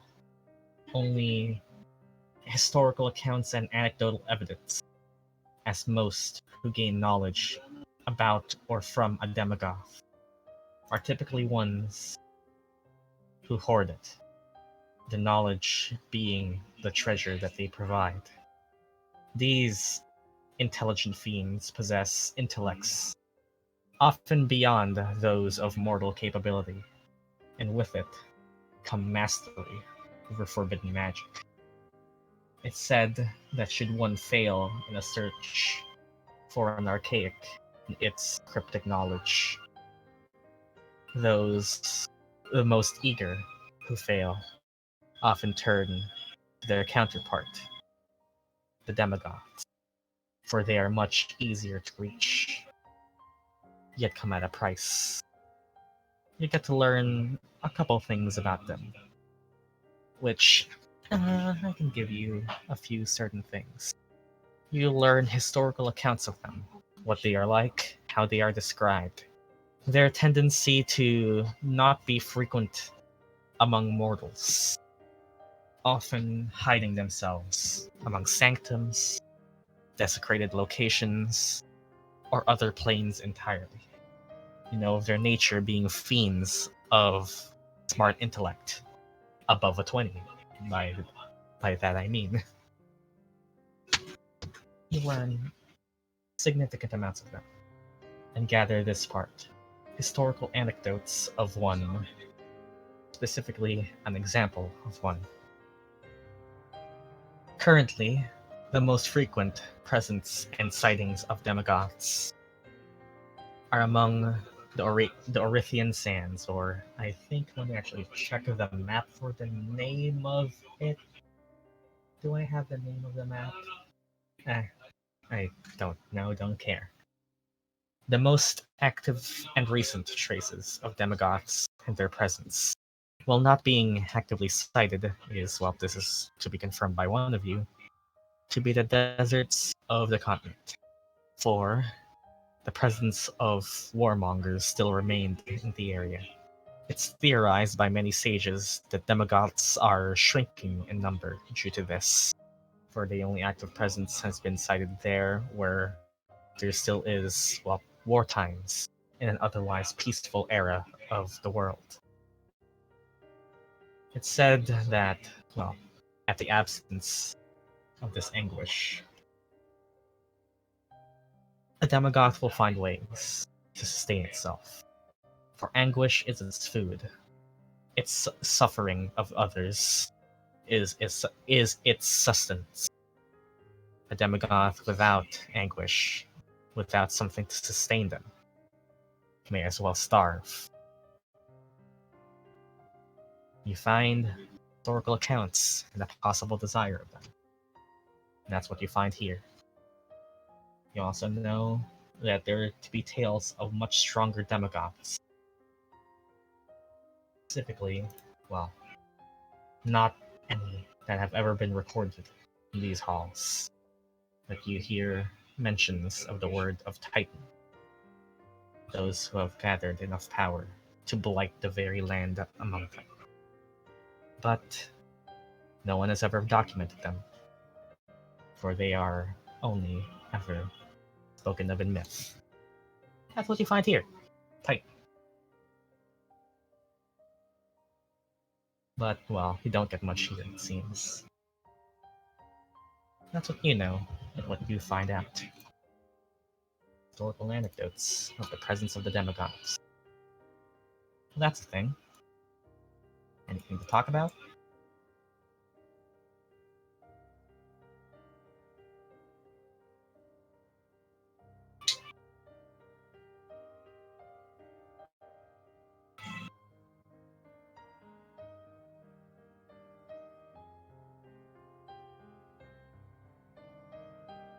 Is this good enough?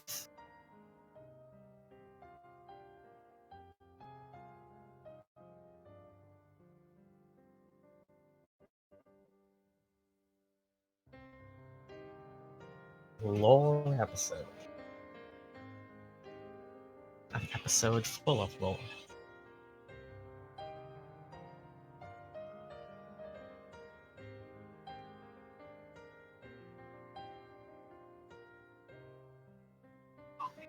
It will definitely be useful. Let's hope the others get even more info. If you think that's sufficient, or if you are satisfied with talking to each other, we can check what they are doing.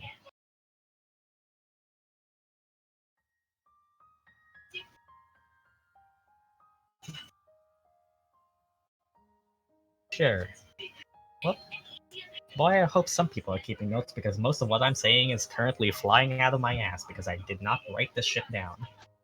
All of it's been in my brain. Anyways. Well, some of it is based on text. Once everything is done, I can give you the general text of the Daemogoth. But we can watch the VOD later. That's what we do that for. Yes, it is true. Next up, who's going next? We currently have Team Gramps and Team Church.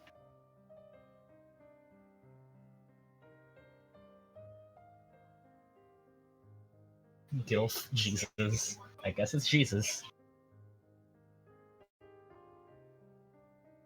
Okay. Well, next up, I actually need to remember what theme did I use for this again.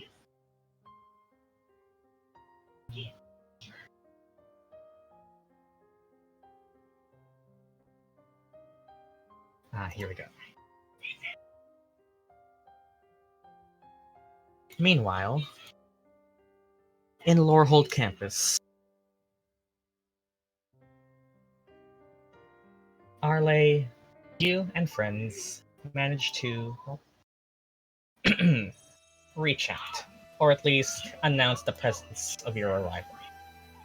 Towards Lorehold campus, you know that Denzel Belmont is currently taking head as the current standing-in Dean of Order, given Dean Tullis's current condition, which is not made known to the general public. You, of course, know particularly well that situation. But, well, you hope at least that meeting is easier to do. You currently have, who was with you again? I think it was Sinetis? Yeah, I think it's you. Tap tokens here. Yep. Arleigh, you and Sinetis make your way through Laurel campus, eventually reaching it to, well, you presume to be where he is, a familiar place. Wow. The Lorehold faculty building is currently open, and while they are not denying students, they certainly don't really expect them. Kind of have to rely on your connections to get you in here, but for now, currently, you have a Lorehold student with you, which should make this hopefully easier, to currently knock on the door, and hi, this is familiar. Oh, this fucking place. You're currently at the door.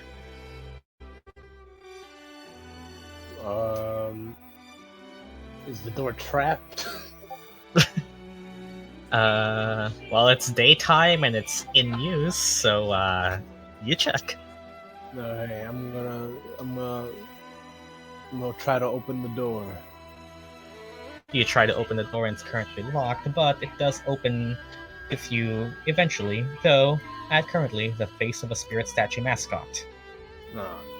Appointments? It asks. Okay.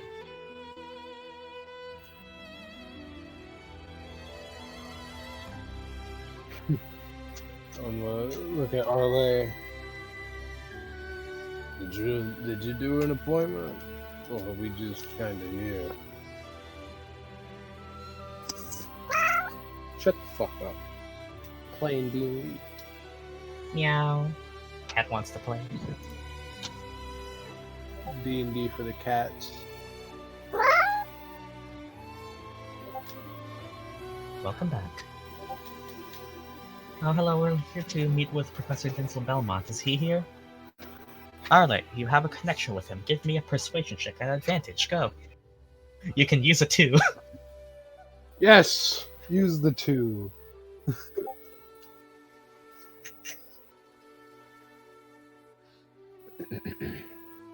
I think that 2 will be really useful. I also just noticed these little things aren't perfectly aligned. They aren't symmetrical. The runes. That's terrible. Why did you have to say that? Here's the grid to make it even more noticeable. Shut the fuck up. I can't. I'll roll normally. What the fuck? I just noticed it as well. Blame the map maker. Oh god, you have advantage. No, you have advantage. You have a connection. This was a smart plan, sending Arleigh to the one she knows. See, with big brain. We got the biggest brain.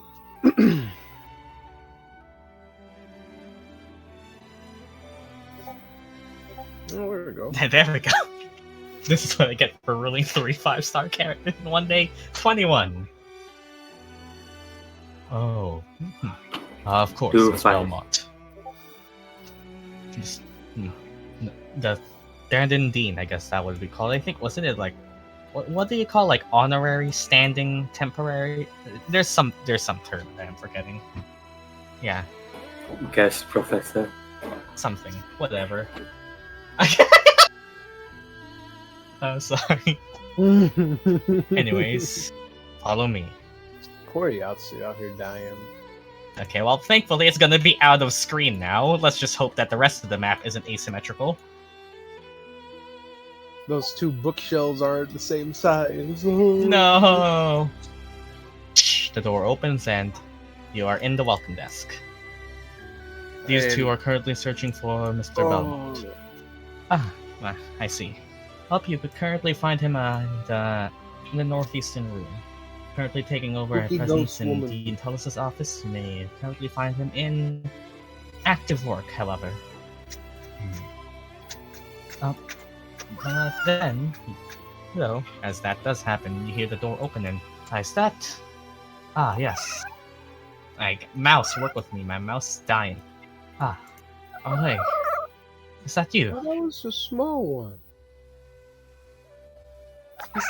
It's even. Look at the map now. It's even now. Don't look at it too hard. Can you shush? Can you stop it? Hey, Grandpa.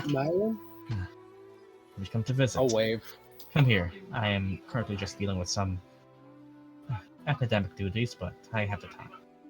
Come. I welcome these 2 into my hall. Very well, Professor. Okay, well, that was thankfully easy.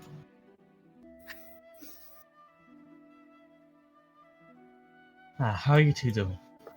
I recently just had a visit from one of you as well. It was the one named Celeste. Gave me the stone and, well, albeit I haven't used it yet, seeing as per my schedule, but you could contact me anytime through this, you know. You didn't have to come and visit me.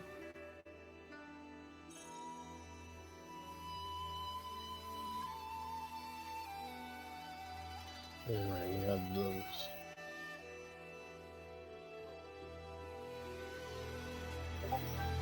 Yeah, but we thought it would be better to talk about this in person. I see. And, Lorehold student. Welcome as well, Sinetis.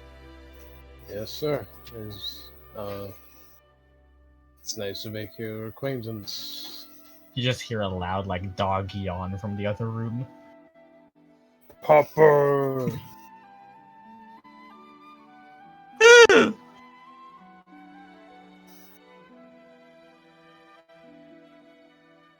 What it is that what it is that you mean to talk about?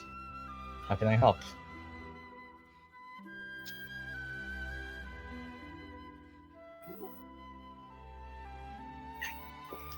Small.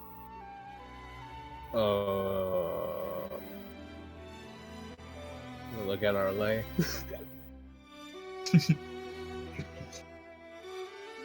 Sinetis is just here to look scary. Pretty much. You just here just in case something happens.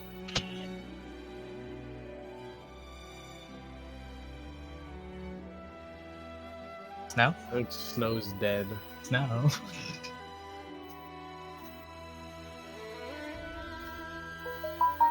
Get off my phone. Fuck you sitting on my phone for? No. That's satisfying. Just the perfectly aligned wall to the grid. That's Couldn't be me. I love when map makers do that.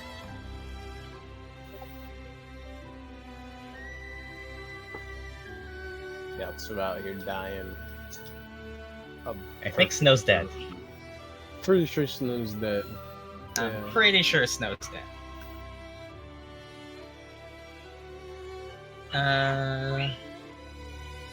Huh.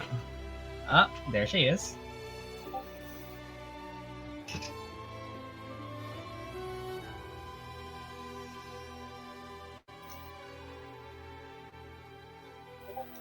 Discord?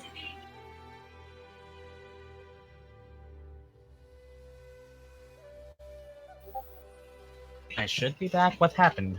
I just asked you, what are you here for? Can I help?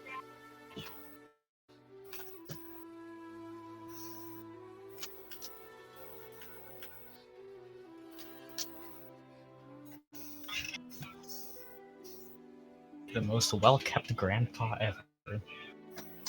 He is dapper as shit. Categories. Dapper grandpa. What happened? Oh, there you go. It's not about my book. Something happened to it a while back. Your book? The one I lent you. You've talked about its properties before. What happened this time? Good healthcare routine. Yep. He's like one of those celebrities that is like 65 but looks 40. Yeah, I can see it.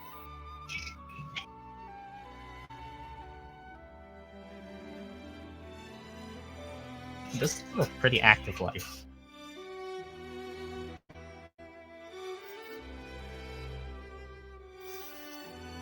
Did you just burp? Do cats burp? I'm Excuse guessing it's me? possible. I've never fucking heard of that. Yeah. I mean, if you have a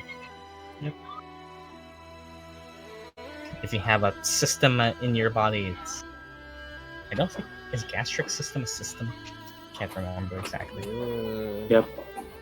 Digestive system makes that up. Yep. You know how I told you it usually shows me predictions of sketches? Well, this time it gave me a vision of something instead. It didn't feel like an illusion at all. It felt like it was actually there. An illusion. But it was there. Let's see, did you... Okay, I asked this. Do you just describe what you saw in detail?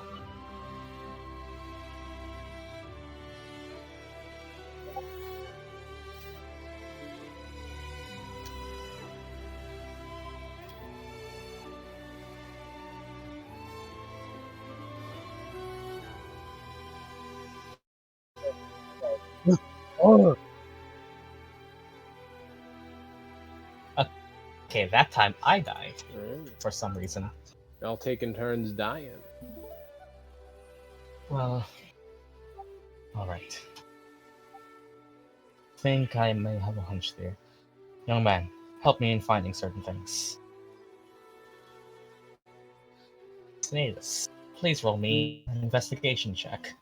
I got you. I'm good at those. I think I am. You can use a 2 from Arleigh. I have a +3 to environment relation. Hey. 19's good. Yes, sir. Alright. You may know of what you're talking about.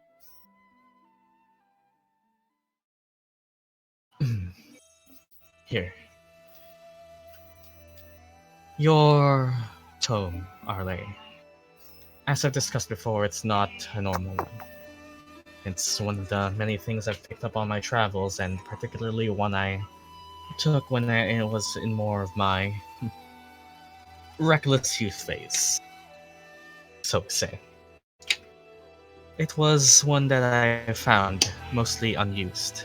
However, its significance is not something I have fully explained to you yet. It's one I found among a group of oracles. Not the oracle herself, but, well, they are closely related, yes. These tomes, well, I picked them up because they were rumored to give, well, certain visions of, things. That was young me believing any rumor that I chased to the far ends of the earth. Oh, thank you. But, well, as probably evident by what I used it for, the sketches and the illustrations I did, I myself was not able to unlock its true potential as you once did. So I resigned it to merely a simple sketchbook that I handed it to you, for sentimental value at least. However, your visions and this illusion may be closely linked. I am sure you have heard of these two particular creatures of much magical renown in our world. Yeah, it'll essentially bring out scrolls that depict archaics and Daemogoths, which you easily recognize, and you have found Sinetis.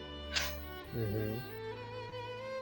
The only creatures of foresight of the strength of this tome are those who specifically specialize in the art of divination, the magic that comes with it, and specialize in the school.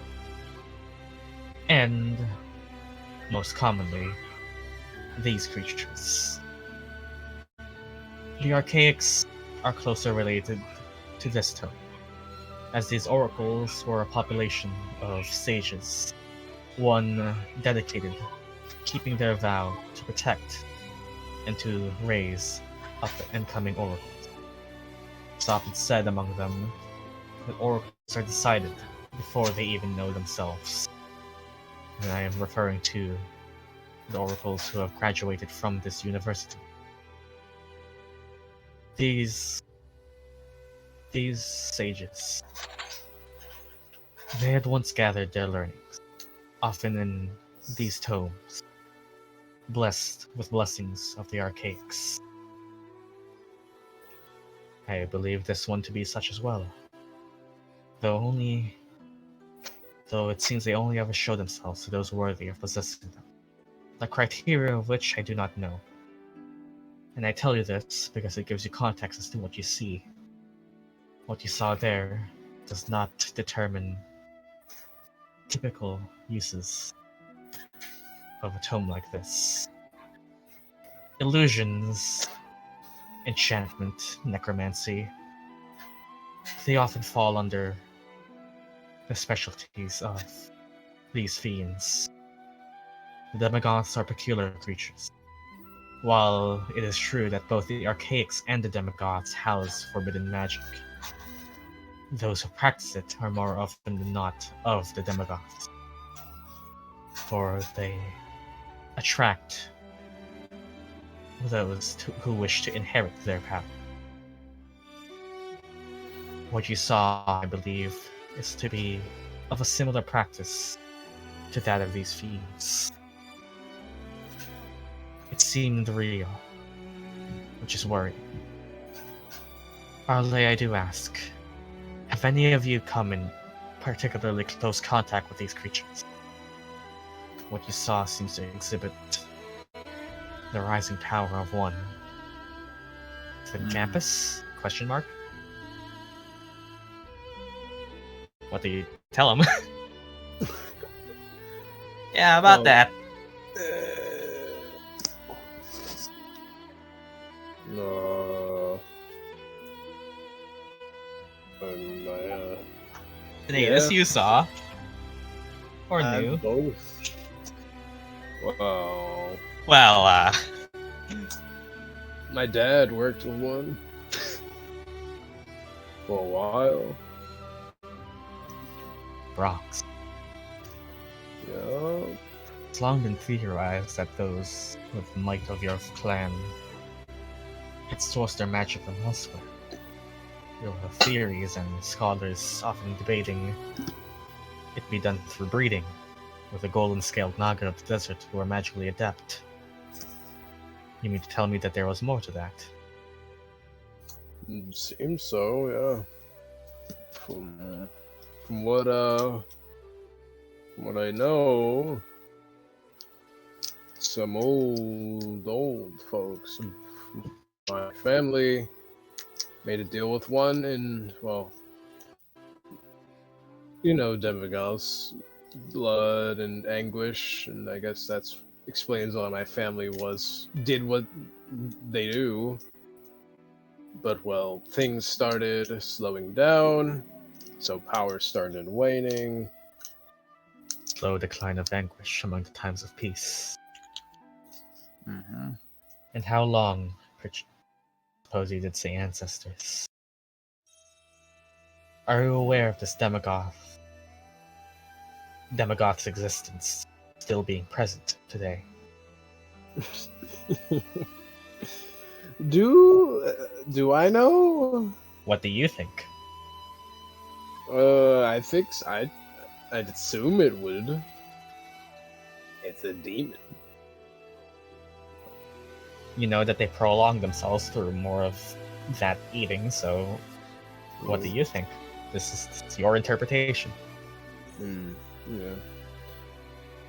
Evidence seems to suggest that what you saw was a demonstration of its power. Particularly one of capable strength.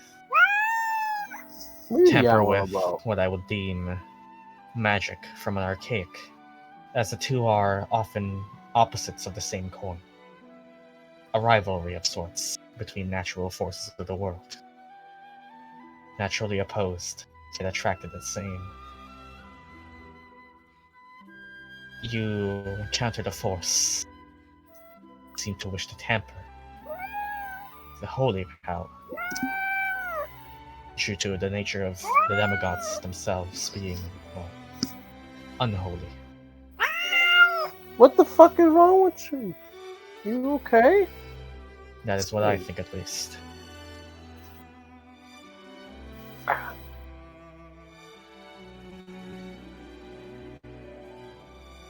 He's basically theorizing that well, it's a display of something that has gotten more powerful, and is powerful enough to tamper with magic from what you can tell, the blessing of an archaic in Arleigh's book.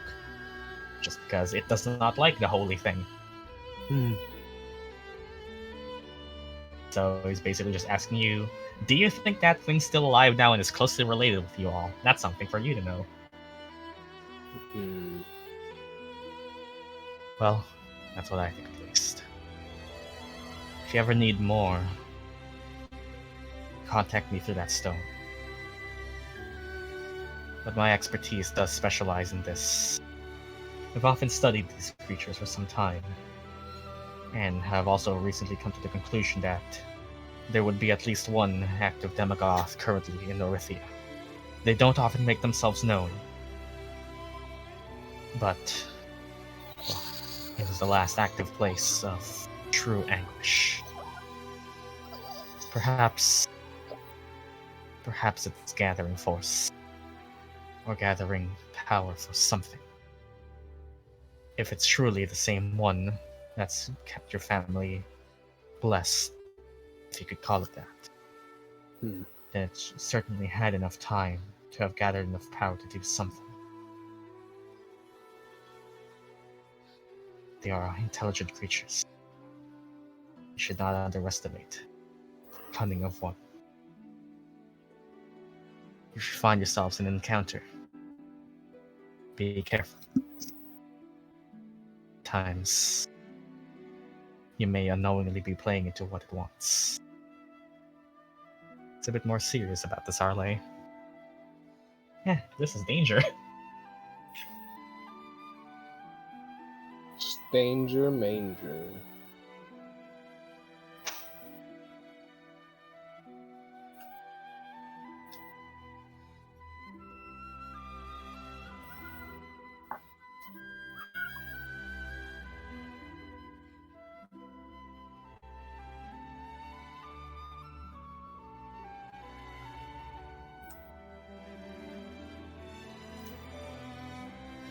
Stranger danger.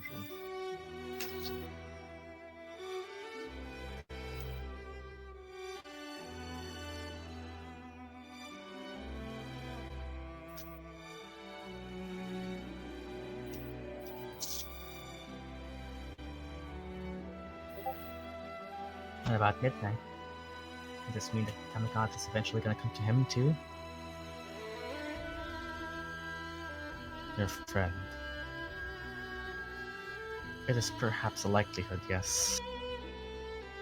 If you are closely related to a Daemogoth, then you have already put yourselves in danger.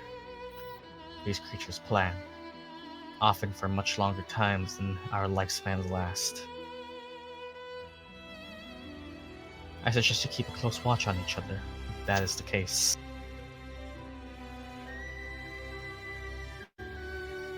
If you can outsmart the creature, it would be through an effort. Not alone.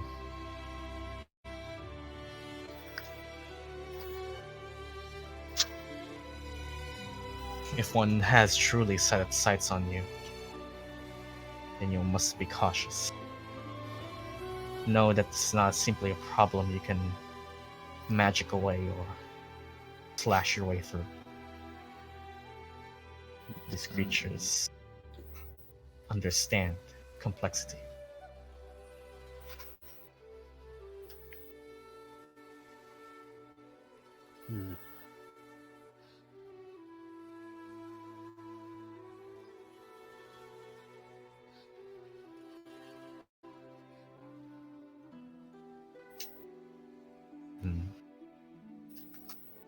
Perhaps it may seek to... No.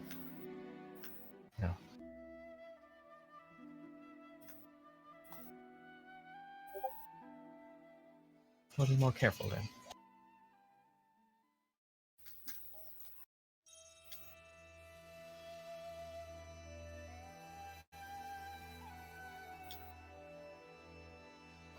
Please be.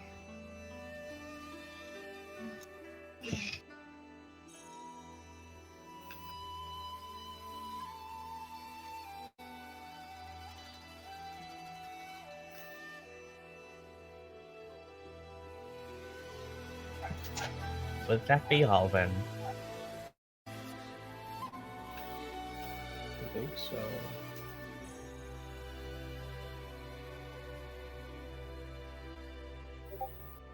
Got anything to ask? No. Don't think so. He was pretty much just here as a bodyguard, just in case. Also the lore hold. Yeah. Made things easier.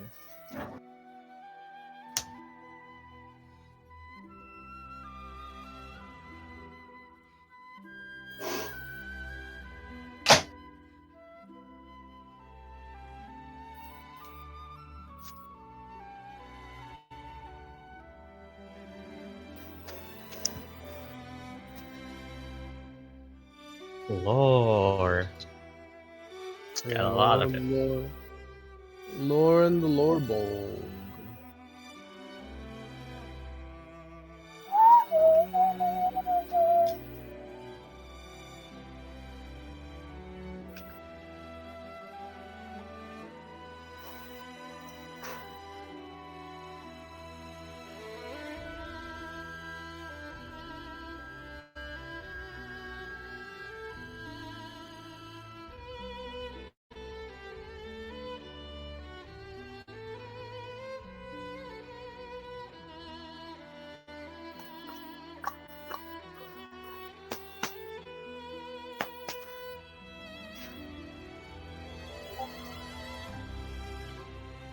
If anything comes up, we'll send you a message.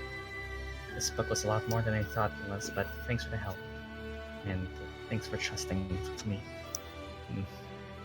I do say you have more than earned it. You have done a lot, Arleigh.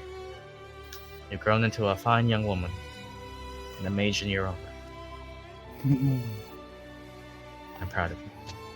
Be safe out there. And if you don't mind, I have a lot more paperwork to do.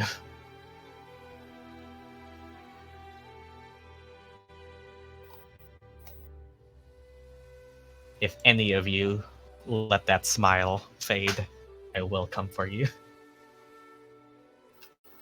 I hit stuff, man. I have nothing to do with me. That Denzel's internal monologue. If any of you fucking make her turn angsty, I swear. Yeah.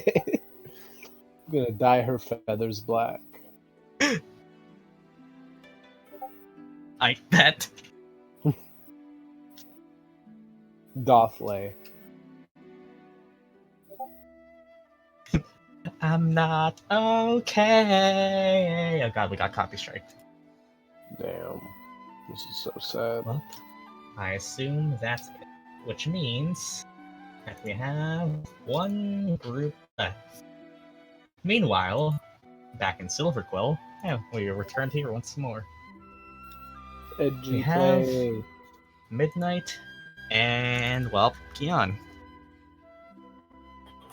Yep. And here we go.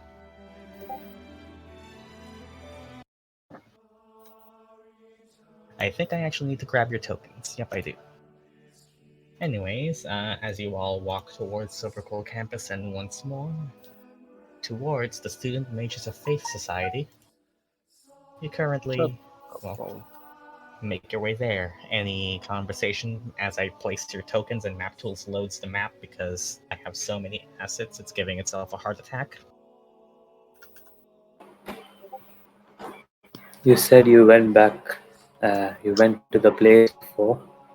What did you ask? Just so we don't repeat anything you already know.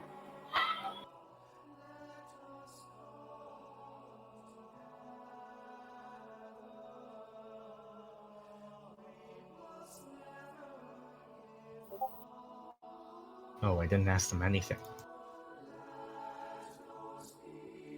Great, helpful.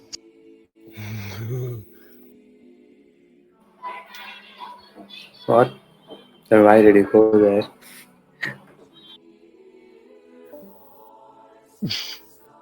And Snow died. No. I just had them remove a curse. Oh. You got a curse? Oh, right. Multiple times. Well, can't wait for the next one. I don't know what curse, so ask.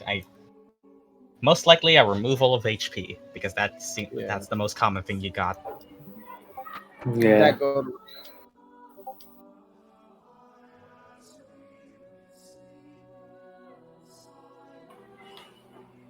Oh, that. Well, eventually you make your way to their front doors. I forgot one more token. But yeah. Anyways, you come to this small building. It's more of a small chapel than a whole church, but it's still a thing. Student Mages of Faith Society, well, religion in Arcadia is more of a closer to your traditional type of religion than anything, since gods aren't really that much of a thing. Deitic figures and, well, the archaics are the closest thing. But religion is more of a personal, well, belief system basis here in Arcavios, as the most godlike entities that have been influencing the region have been, though there are other beings as well, cultures, different places to evangelize a local population. That sounds much wrong now that yeah, well, you know how it goes. Jesus. Yeah, they Christianize. Where the fuck is your token? There it is. I found it. But, well, eventually you reach the building, and as the Mages of Faith are currently not too active right now, you find yourselves outside here, if Discord will load it. Is it loading it? Discord, send my shit. Yep, Discord is not working well for the PH folks right now. Alright, you're at the door. So are we going in?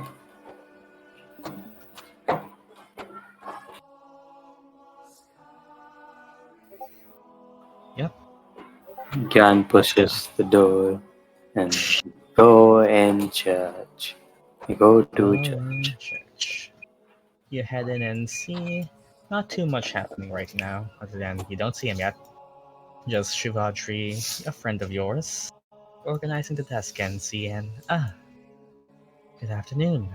How may I? Oh, well, this is a welcome visit. How are you? Welcome to the Student Mages of Faith. How may we be of service? Hey there, Shivadri. How are you doing? Well, if you may ask. Well,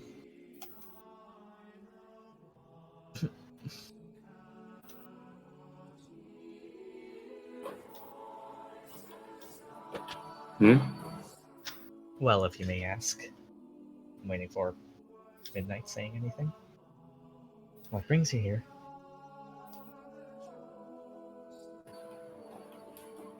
Oh, well, just needed help with something, but Few questions to ask. yeah.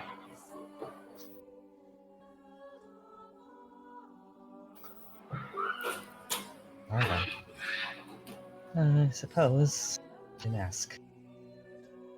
Do you need Wait, any... what type of creature is a Daemogoth? Oh. Well, you've brought up an interesting question indeed. Come with me.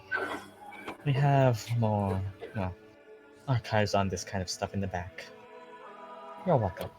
It's trusted friends. Well, too bad. I went too specific. I was about to ask fiends. Well, you eventually get led in here and you pass by through the hallway. Malthorn just organizing the stacks. Big man. Hey, man. Hello. May your souls be soothed and prayers be answered. Oh yeah, he's pretty zealous himself. Forgot They about that. turned the tree to Jesus. He's always been into Jesus. Oh. Yep. Jesus. I don't know why he sounded like he was on drugs. Let my arm be the cross. I mean, just let him stand. Yeah. Just T-pose, that's a Someone cross. on him. Exactly. Tree pose, you mean?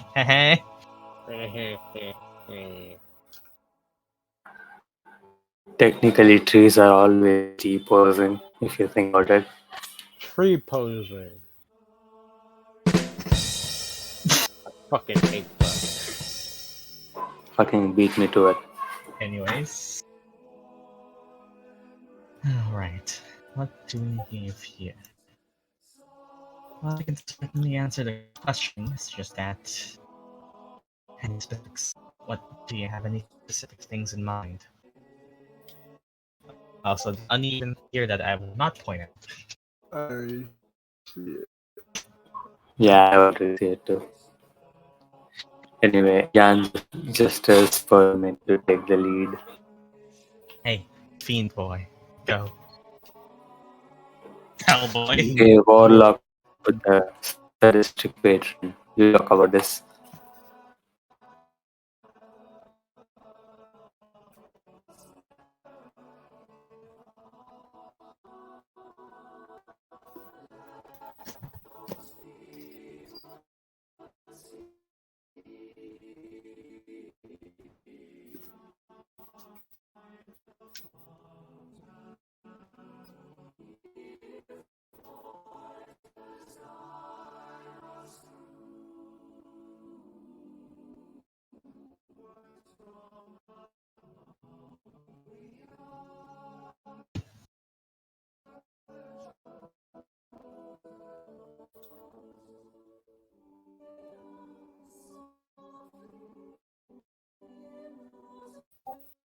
Okay, so someone Daemogoth, but now they don't want that stuff anymore. Ugh. Pact. It definitely depends on the type of pact. Most commonly, Daemogoth are known for one pact that most seek. It's often the most documented one, as it's the most scholarly. Okay. I assume then you would be familiar with what they call a pact of pain. Daemogoth. Uh, Daemogoth is a creature of high magical capability. Fiends possessing forbidden magic. They often grant these blessings that take the life of, well, not the whole life, but part of the life of a caster, and give them magical ability they did not possess before. Is this the nature of the pact you speak of?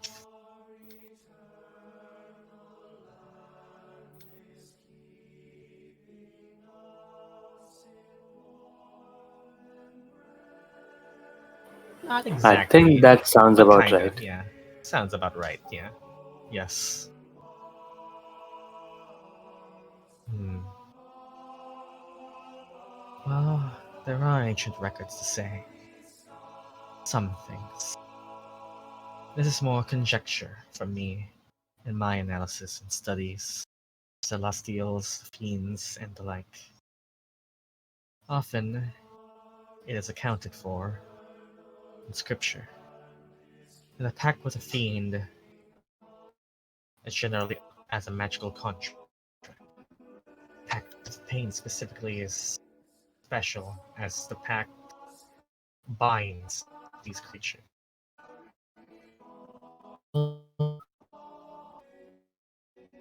They say this: the creature bound by the pact dies, or the Daemogoth dies. If it is pain, however, there have been records of curse removal properties through spell or cleansing, so able to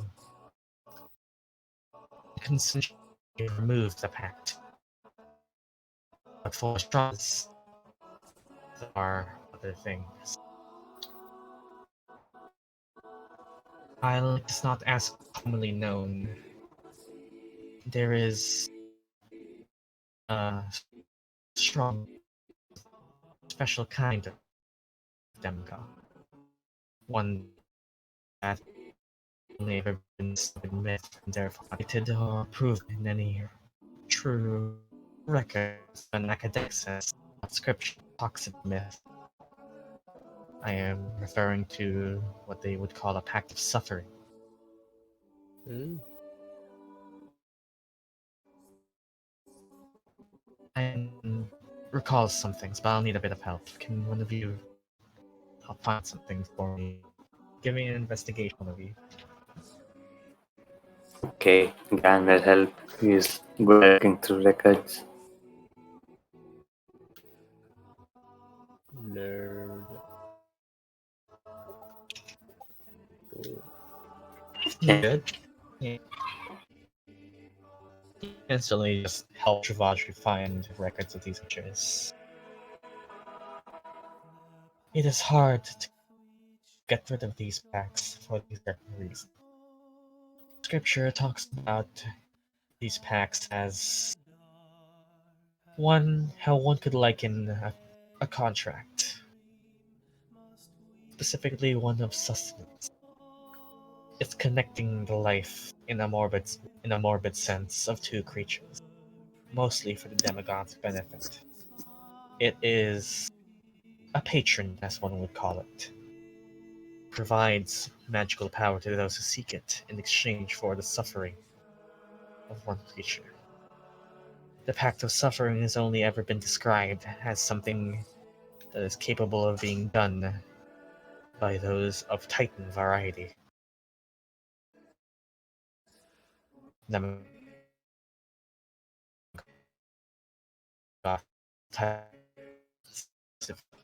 is not seen by the nature of being bodies and presence. Going a bit off path, but been sealed very life they provide or exchange for. It is hard to break through one without suffering death. Death is not something easily recovered from, as I'm sure you might be already familiar with. Whoever your friend is, that's kind of coy. She says kind of coy. Find a bit of a hard time. Who?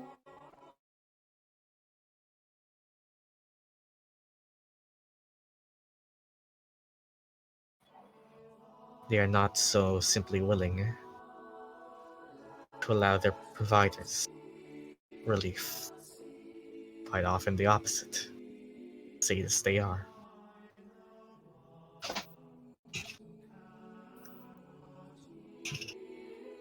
Can speak. Are there any documented cases that are mythological or like rooted in fact where people have broken out of the pact of suffering? Including or not including those who have died. Not including.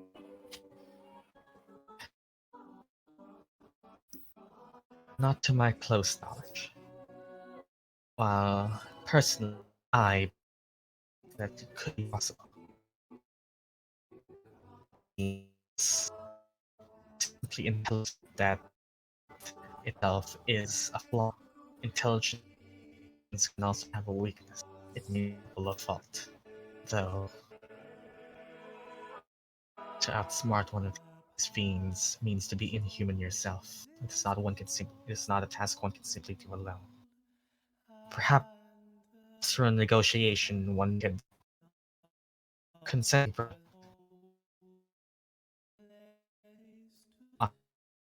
by satisfying your condition side.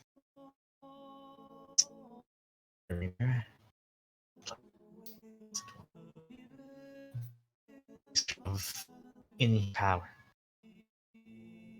That means that they are still not gods. They are flawed in some ways, though their secretive nature would lead to not much discovery on that part. A calculated move on their plate. And with the decreasing levels of anguish generally among the world, peacetime being more frequent leads to fewer true appearances of these fiends. It is hard to comprehend them at this level, at this moment.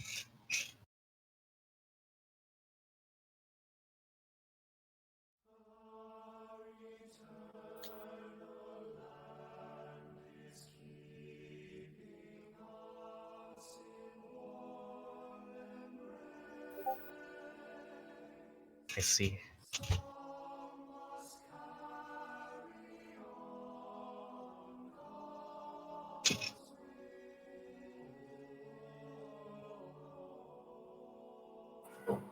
Are there any well-known Daemogoths, Titan or non-Titan?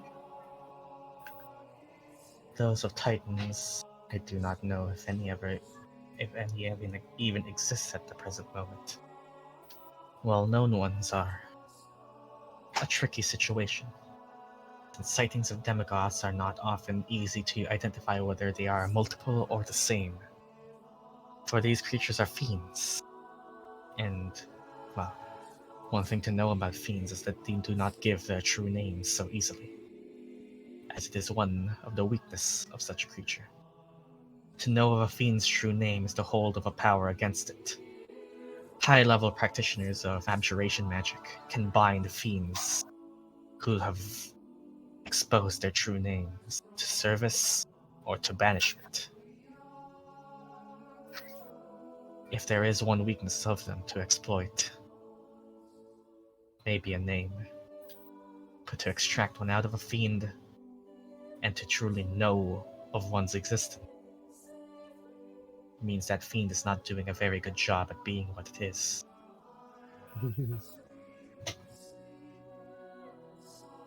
Yeah, just how it goes. Fiends don't give their names, don't give a fae your name.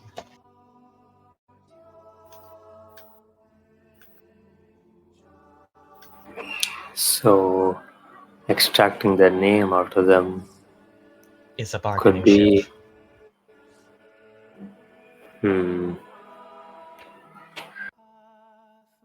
I do not know what you are planning, but I do know you often get into stuff that the average student does not get into.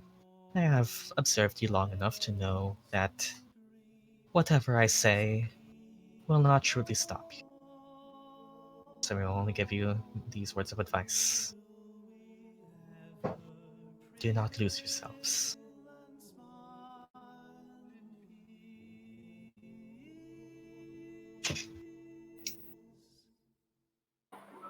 We won't. Thank you.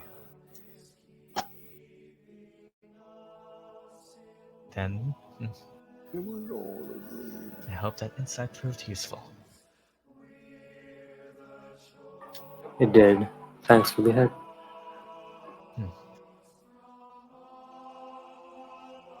Good luck, Holly Crow. Okay. That being said, damn. I am busting out all the lore today. Anyways, do we meet back up then?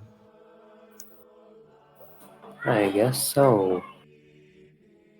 You may have a bit of a conversation with each other.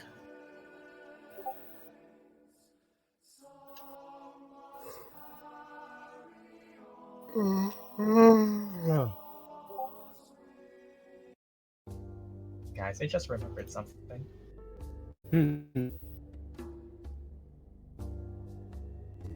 What you remember? Well, I'll tell the party when we're together again.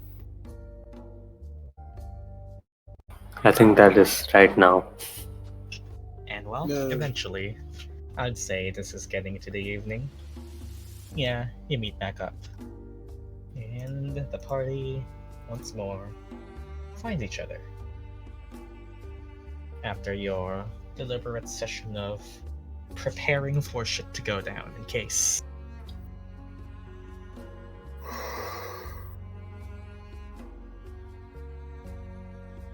Okay, so what we got?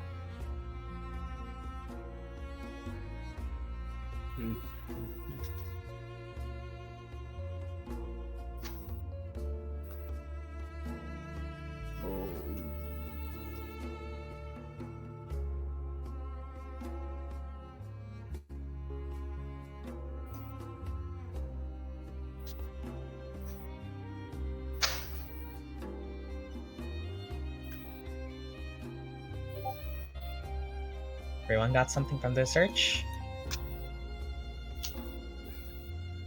Boy, did we. Boy, howdy we did. Alright.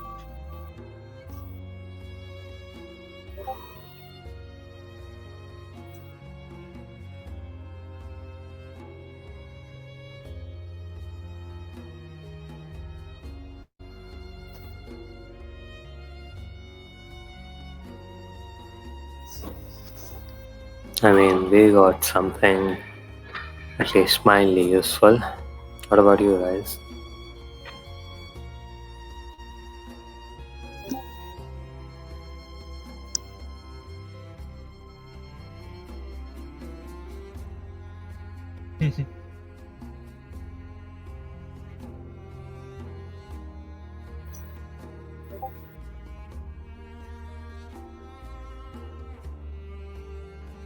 Stuff.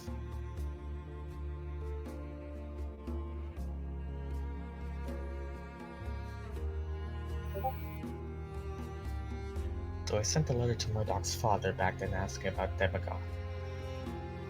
I'll read the letter I received to you all. Oh yeah, we did that.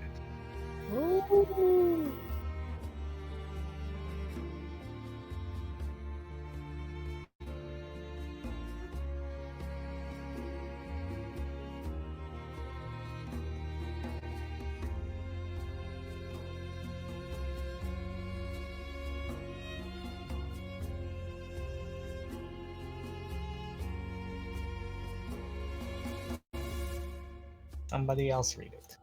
For a dramatic purpose.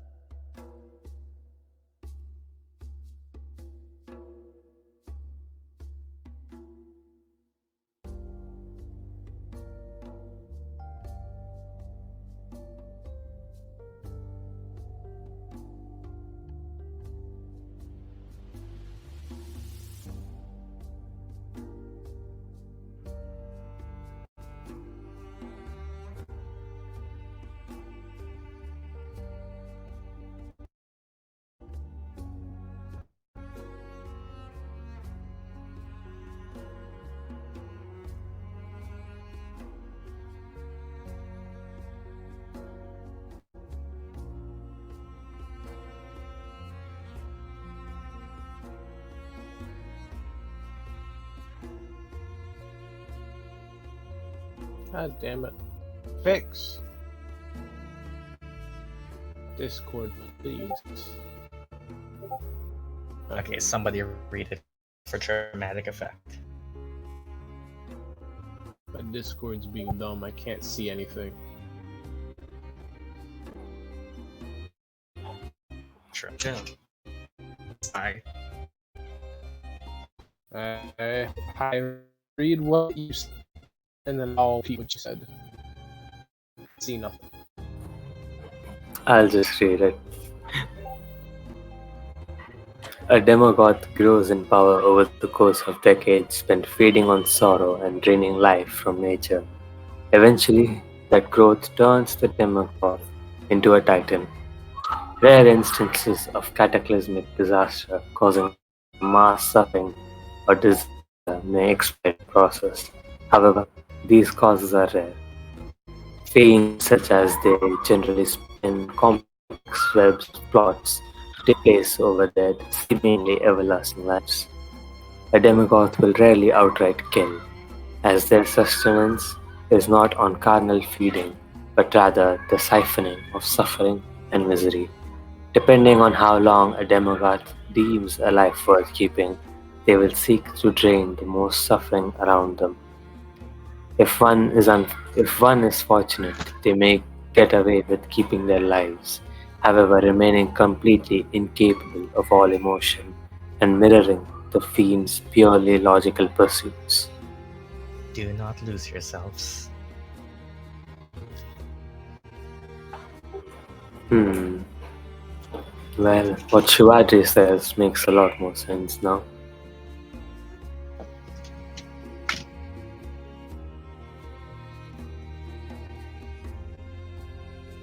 I think it's trying to turn into a titan.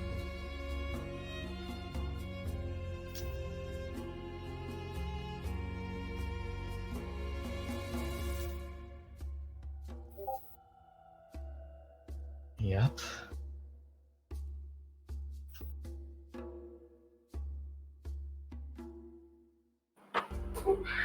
And What did you guys find out?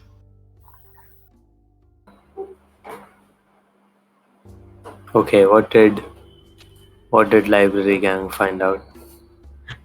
Stella, you're here.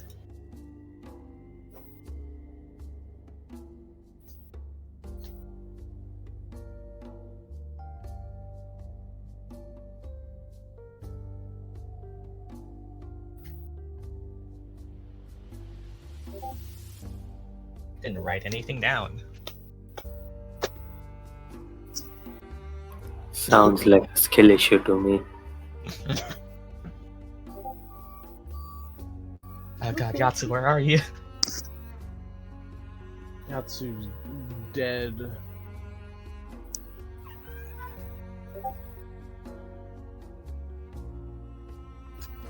Specifically the academic evidence, proof of one's presence, the general way of them to transform into titans that you've heard, though that there is also not much record of the said titans. But the presence of one is theorized to have been within the desert as the most recent site.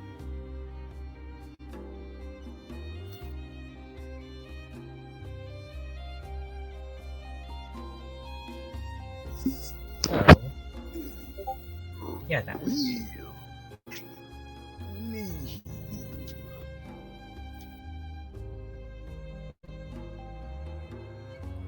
What about Team Grandpa?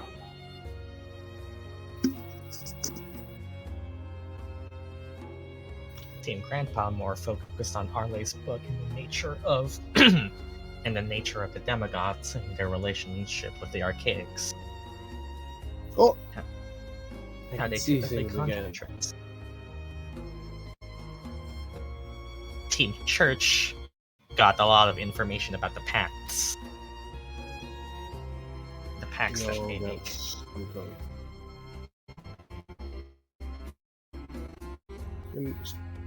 Stop your goddamn mouth stage. I think Tooth's cat.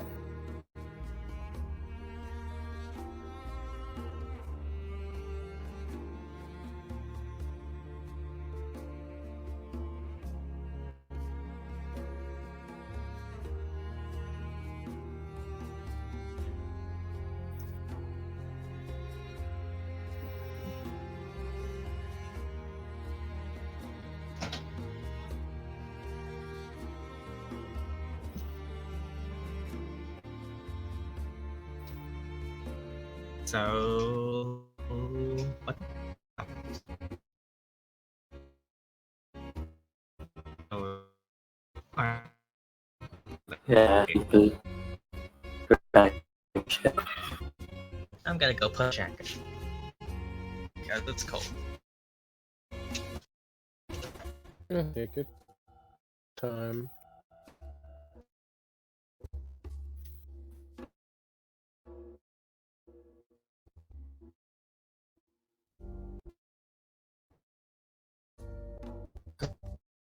Pa said that if it's would have had a lot of time to grow powerful, which makes more sense. I mean,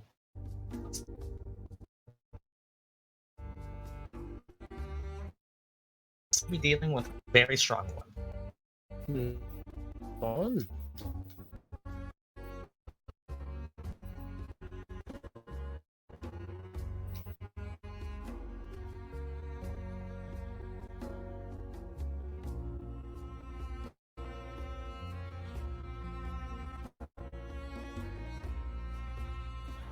Connected to Sinetis' family. We do know it's the same one, right? Have you actually talked to each other about it? No, so. Have you actually? Well, now may be the time. It's something you realize as players, but have you realized it in character? I don't know, that's up to you. If not, then same one. Who you are? which means as long ago as Sinetis' ancestors, and as recent as midnight. That's a long time. Oh, that little baby. On one hand, it is terrifying how much time it has had to grow, but on the other hand, it does make it easier since it has had more contact with people.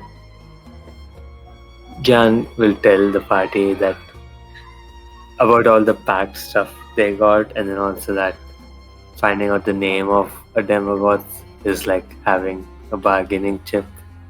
So that's probably the goal if they want the odds on their side.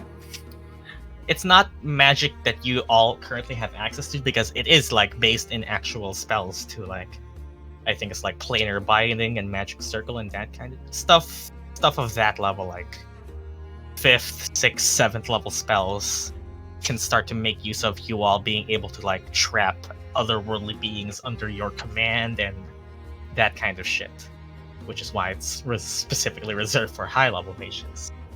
But just the knowledge that the name is out there is, well, disastrous for one, because you could just spread it.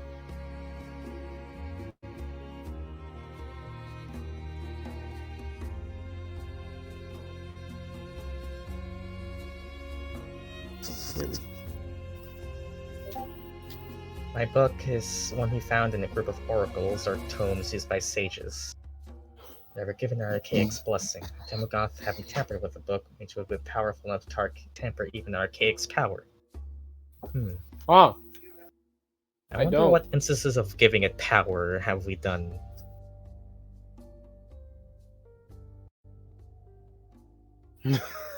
We killed a lot of people. Yep. Look in Murdock's room. There's the evidence right there.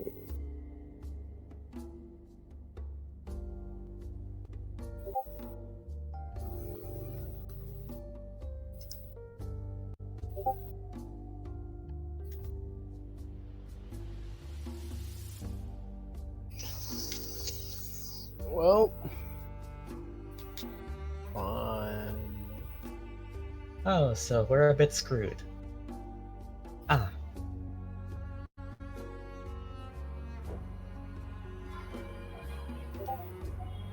Okay. So the best solution is I die or the fiend dies. I mean, shit, I got a sword. I don't think the second one is realistic. And I mean- the first one, well, You never know either unless you 6 try. people die. Either 6 people die, or no one dies. Or no one dies and it dies. Never really know. Could get. Yeah, exactly. Negotiating is probably our only way out of this. Oh fuck, man. People die every day. Don't fear the Reaper. I am very tone deaf. In short, we can't fight our way out of this, nor can we escape from it. At least not permanently. How far can we run before our actions catch up to us? Before our consequences meet with our actions.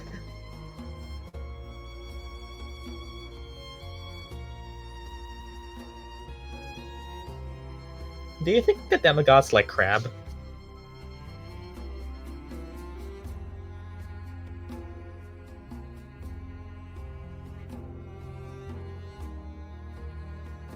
To be fair to Midnight, he has been withholding from actually doing a lot of killing, but there was still a lot of killing.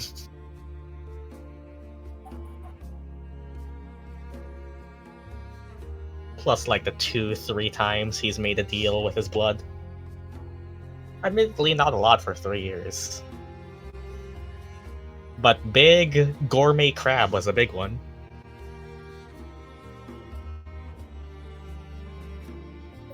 Yeah.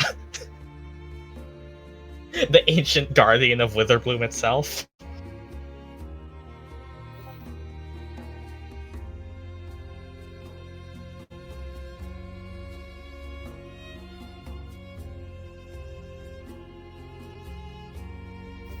Not the crab. He isn't in here. I don't know, probably hiding from your ass. Hello there. My sister's yelling at me. Da-da-da-da. The phone's being loud. Turn down the volume or something. Did they ever find out? Do they know it's actually dead and not just chilling? You haven't really checked. And I if they feel did, they didn't really feel make like- it public or tell you. I feel like that'd be something that they would look for the culprits. That's not just something that they'd be quiet about. They would talk about it. But that could also spread panic, so maybe not. Yeah, good. Oh shit, Grandpa Big kind of Crab is confirmed what I dead. saw with the book was real and not just some kind of image. I can try to negotiate with her, but I'm not sure it's going to work.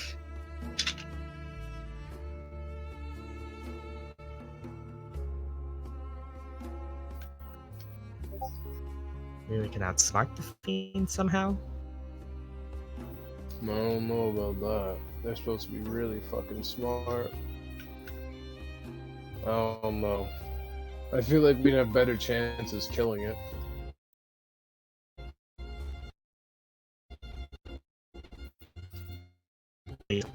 Work for it. Are you sure about that? Literally just found. Killing If it. it's the one who Yeah. dies. Like, what if it dies? We're not killing Midnight, we're killing them demon. And like, if it's really that bad, we could also just, hey, Dragon's Guard people, this will help our situation. If you, they're supposed to be good at shit, right?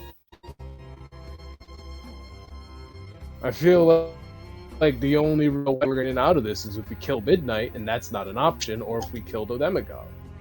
Still don't think that's a good idea.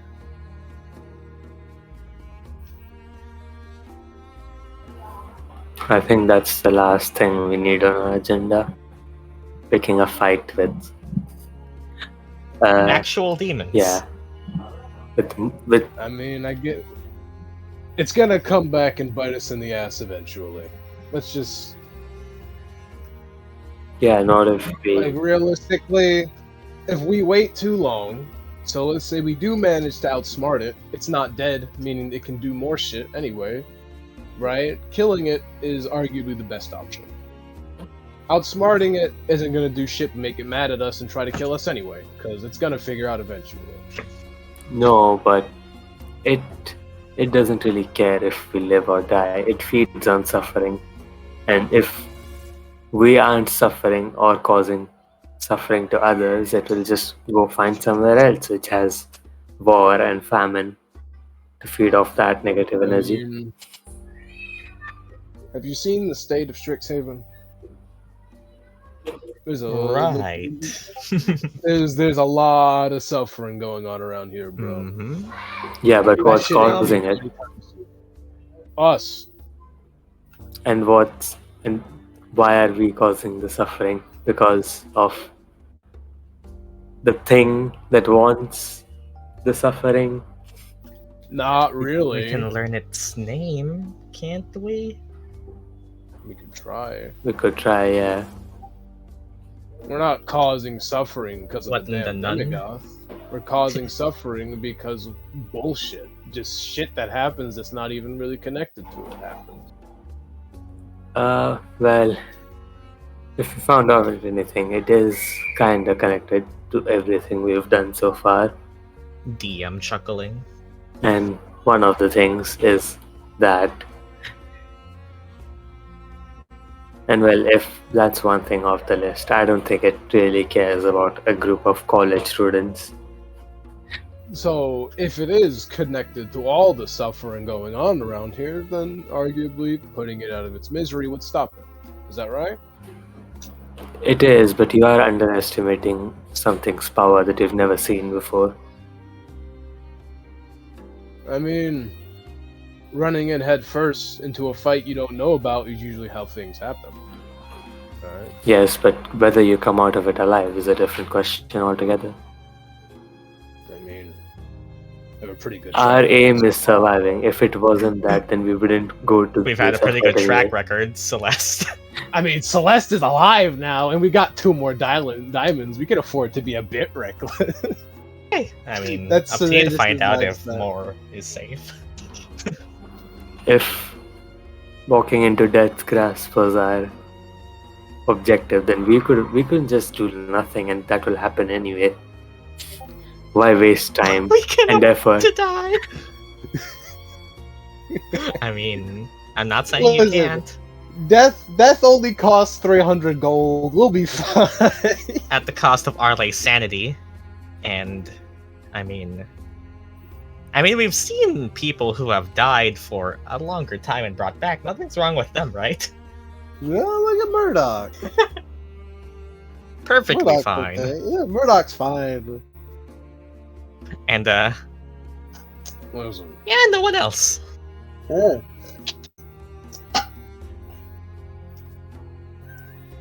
Either way, something bad's gonna happen. We try to fight it ourselves, we die. We don't do shit, Midnight dies. Alright?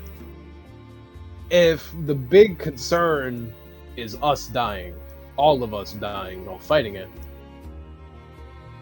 we should still be concerned about Midnight dying for our lack of doing shit. Because We're not saying not to do shit. We're just saying that the shit that needs to be done isn't fighting it. Or at least fighting to kill it.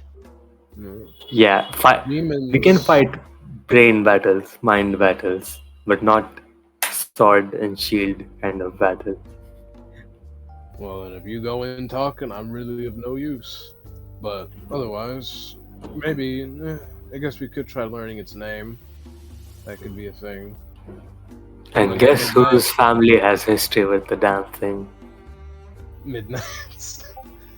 I mean, Which I'm looking. I guess. Okay, what if we try this? If she Both ever of them, dude. shows up, I'll try to talk to her, but if that doesn't work, we'll fight her. Pretty much the plan right now, unless we can somehow learn her name or something. Hmm. Again, looks at Sinetis. What are you looking at me for? I mean, it has only had history with one person's family here. Oh, right. I mean, I could send a letter back home. Or Amanda could know it. I doubt she would, but we could try.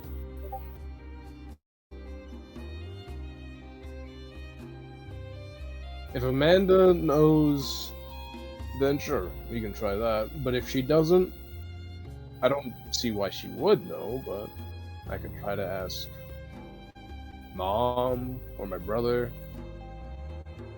They could probably know it. We got those stone things, right? How do those shits work? I forgot. Want to use them?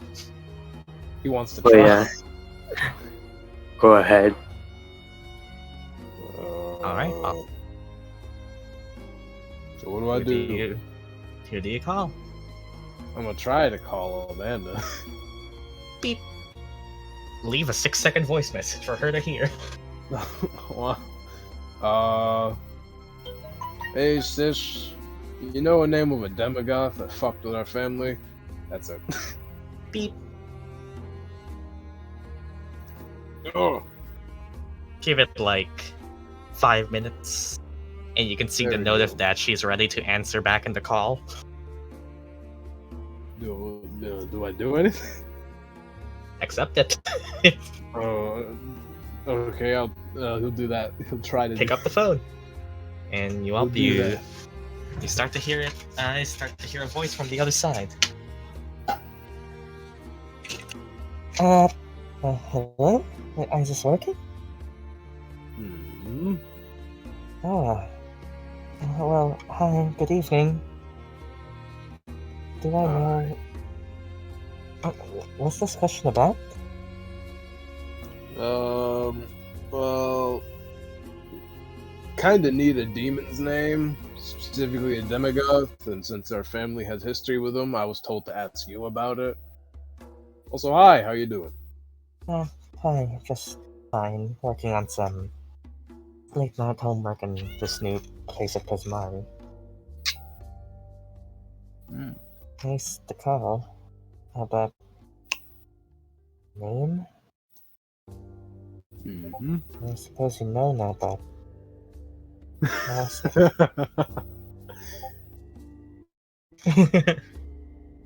I don't know the name. I know the gist of it, but... I was kept away from that stuff. Mother didn't want me knowing. Makes sense.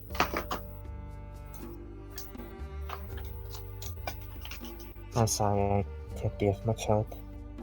No, it's fine. I'll try to see if I could somehow ask Mother about it.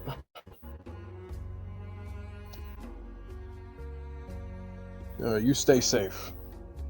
Good night. Mm-hmm. Bye. Bye. Hang up. Okay, which one of you fuckers has that spell that's like Face pop. that can talk to people really far away? Does anyone have that? What the hell are you face palming about? Wouldn't they need to have met the person? Yeah, and he doesn't know that.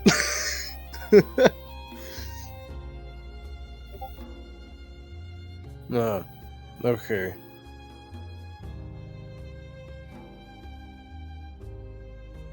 You.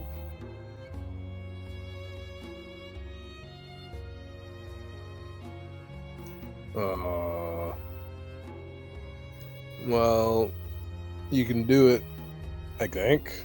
How does that magic work? Never really looked into it myself. It's a bit above my power level.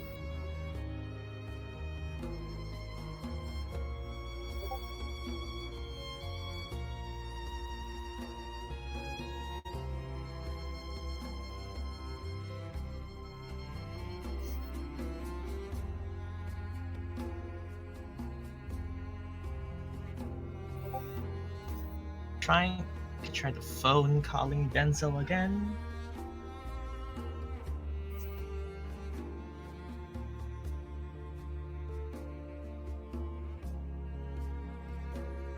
Let me grab me phone.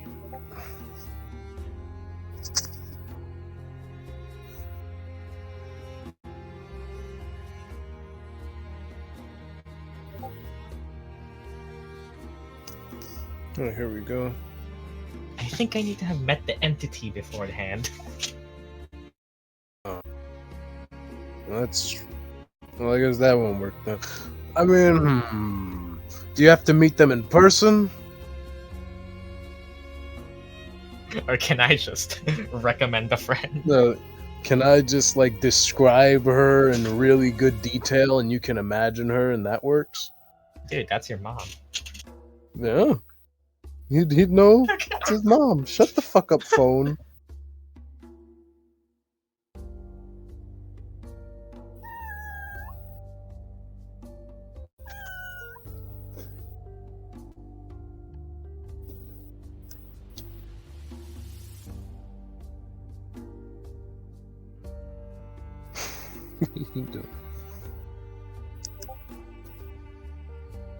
Tried to call Prismari himself.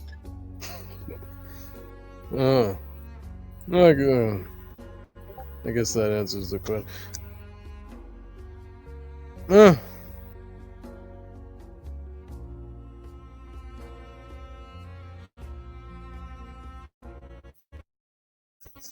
Oh.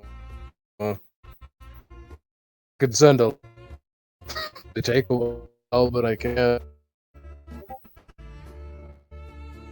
And I'm guessing there aren't a lot of people who are willing to walk through the Badlands, so. You'd be graduated by the time that's done.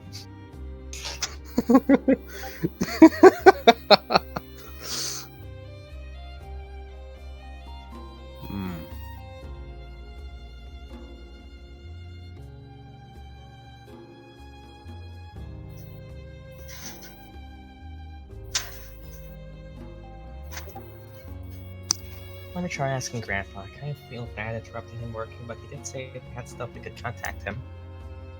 Oh wait, didn't you have that paper bird thing which can like fly to someone?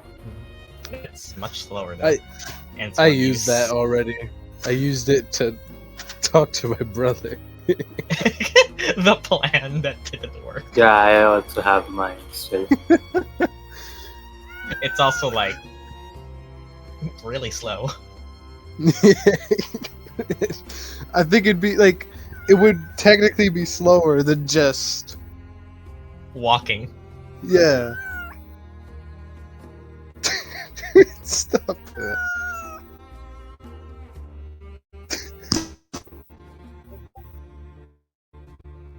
Set up an ambush. Bros be a lot of shit. I guess Arleigh could just ask Grandpa then, yeah. Maybe.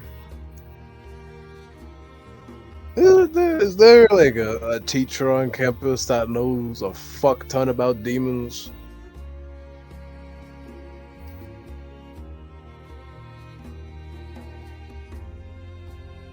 None that you particularly know of. Kinda an under-researched topic now that you mention it, yes. I mean, considering they don't really show up much. One of you guys going into demonology? That would be helpful. I guess the closest thing would be magical physiology. Are any of us in that class? That's Miss Lang's class. Oh, we're all in that class. I guess we're That's all. That's just the general study of magical creatures, and well, themes fall under that. You've studied aberrations before, so like fiends are close enough, kinda. Then beep boop ringing. Okay, well, eventually he picks up. Good evening, Arleigh. What do you want to ask? Or talk about? That's phone quality here is terrible. Look, the servers have just been established, and this is meant to communicate over like the entire continent. Anyways. Don't expect 4K quality, you zoomer. No. Damn.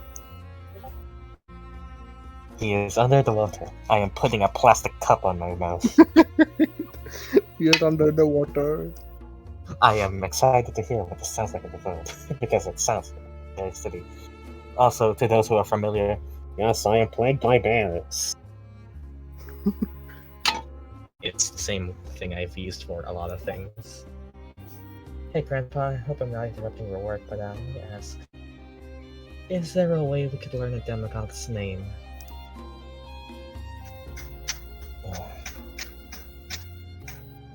Learning a closely guarded secret from a fiend is not an easy task. Though not an impossible one as well.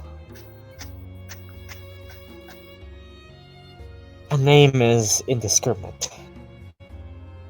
From my knowledge, one it has given out to you is no different from one forced out of it. Tricking it to mention it. A compulsion spell is one that effectively works should you be able to break through the demon's defenses. Against magic, that is. Picking up on its name, somehow, without it noticing. Mind reading could work. Though these creatures do closely guard their secret. They probably would be prepared for such a thing. for creatures of magic, magic is a good way to probably get inside. The other thing I could think of would be something above your levels. So it is something that just anyone could try. Mages specifically trained to combat against, well, demons and otherworldly foes, abjurers. A specialist would have more capability of accomplishing the task than me, or than I could recommend.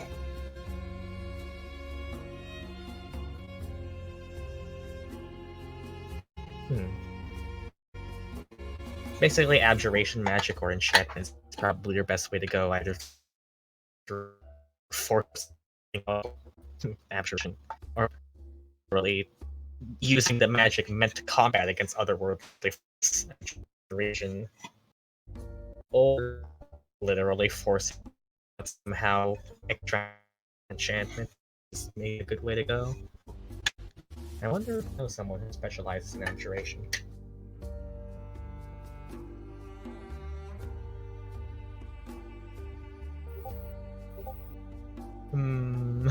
So it's gonna be a lot harder than we thought. Makes sense.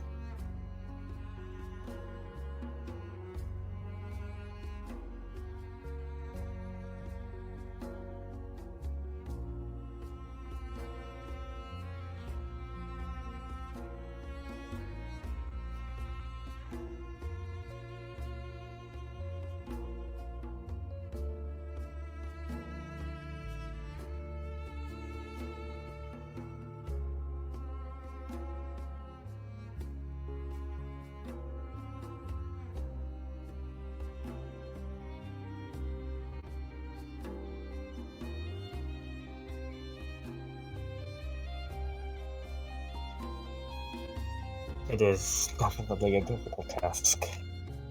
One that I do not expect any of you could pull off on your own. Sorry, it's just the nature of these things you're asking of. Those not generally for simple students to accomplish.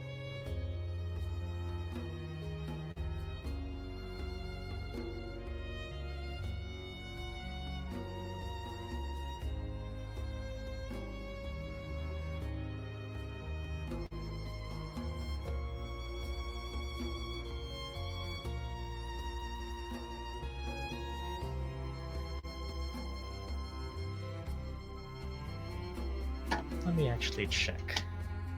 You all are close to getting 5th level spells. What's the closest thing that would help with that? At least something bigger, but we're working with what we can. We need all the help we can get. Pretty sure.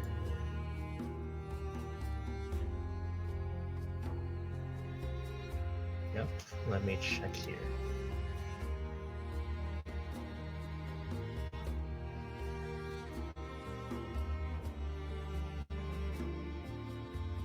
Yep, there's Contact Other Plane. There's Dispel Evil and Good. There's Dominate. There's Gaish. There's Hold Monster.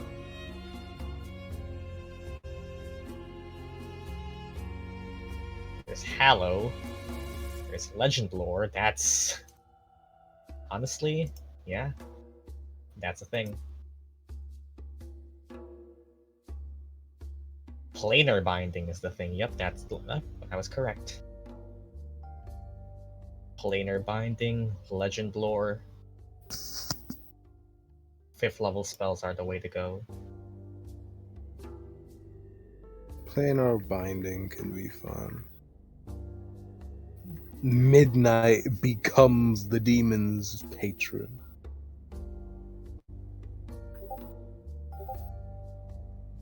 Oh, that's a lot of shit. It's literally the lore spell. 1000 GP. Yeah.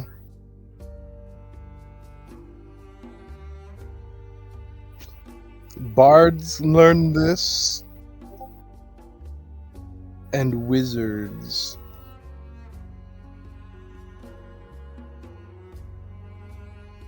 Name or describe a person, place, or object. The spell brings your mind to... Bring us to the demon's birth. Let us know its name.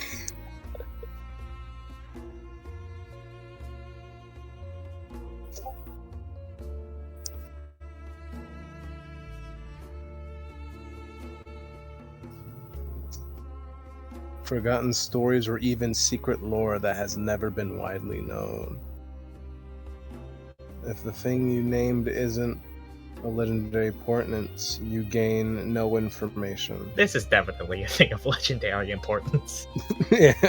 The more information you already have about the thing, the more precise and detailed the You're students of information magic, which is why I'm allowing you to know about spell effects and such. You studied this shit. No. The information you learn is accurate, but might couch in figurative language. For example, if you have a mysterious axe in one on hand, the spell might yield the information, "Woe to the evildoer whose hand touches the axe, for even the haft slices the hand of the evil one. Only a true child of stone, lover and beloved of That's Moradin." That's how you can tell this was definitely written by like the RPG, the TTRPG people of old. Yeah. Those kinds of Maybe things. That's like the classic fantasy novel writing. Yeah. May awaken the true powers of the axe. Only the sacred words of Rudnog on the list. Exactly. It's so fucking nerdy. It's awesome. This is amazing. So yeah, we could wait till 5th level. We get 5th levels or 9th level, Yeah. right? So that's You next are level. close to it. While it is not something of a student can normally do, you are not normal students. Yeah. So what we can do is either have Murdock spend a fuck ton of money to learn this spell, or Celeste gives up one of her precious fucking Y'all are learned getting spells. spells. Arleigh Yeah. can just summon a fucking dragon Yeah. at the cost of man. 500. It's fucking worth it, man. That spell was so fun with Freya. We use it once. Yeah, I really only needed to use it once, but it was a fun. It Because was a fun. Rats existed. Yeah, conjure animals existed, but it was a fun use of that spell. Reincarnate. That's a fun one. Howl. I could learn the spell. Yeah. That's like you. How many spells do you learn? At ninth Once level? every level. Ah, so you would give up. Or you could replace one of, or you could also replace one of the past to learn a spell of a level you are able to know. True. So So you you can could give up forget a spell you first don't level really spell use. and learn a 5th level. I think it would be better on our wallet if Celeste learned this spell, because the other option is Murdock. Yeah, honestly, it fits. Yes. Current issue you have is time. Or we could just look for someone who knows this spell. Fucking buy silvery barbs. It's so iconic though. But my reaction is used for so many other things now. Murdock does learn 2 spells every level. Oh, Because fucking Oh. wizards. yeah. I guess it's up to you guys. That's something for the future. For now, Legend shall we call lore. this- Tell me this meeting? demon's name. For now, shall we call this meeting adjourned? Yeah. You have a plan. What remains left? Probably. You have a potential plan. What's left is to get things to be set in motion.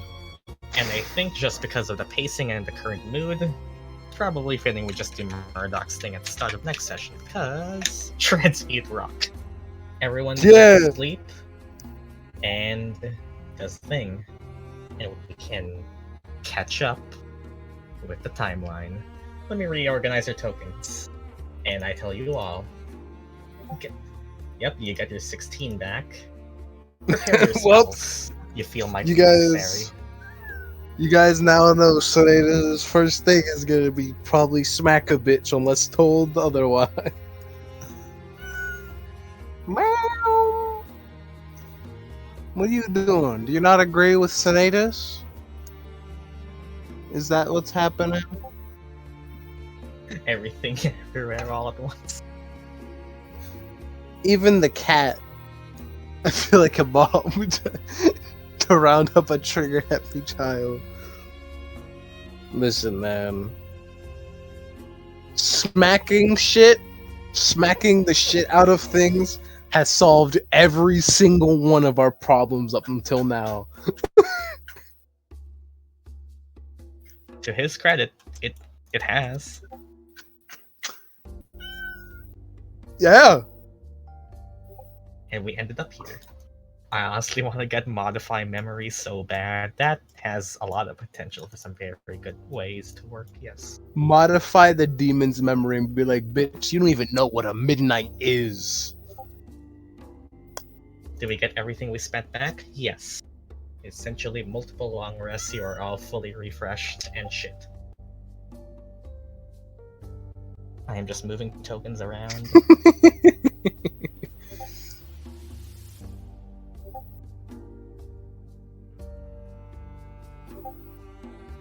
Your name is Karen. Imagine if that was its fucking name. The Daemogoth, this titanic feature monster thing, and says, "Thy name is Karen."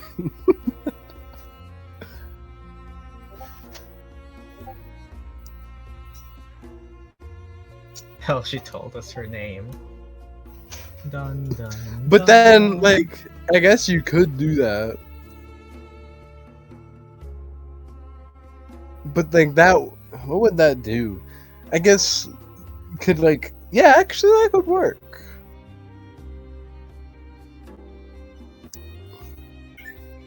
That was a little squeak. So, I want to name you little shit. Get the fuck off my microphone. so now Shut we can the catch fuck back up with where we left off. It was all a dream. Not really. The shit's happening. We have caught back up. Midnight, the night you feared, has arrived. Is it I have given thee courtesy enough. Once more, you see that shadow. Not the being itself. An avatar, a shadow, a figure. What matters not. What does is she's here. And she seems to want something. You feel yourself sit up and allowed to speak.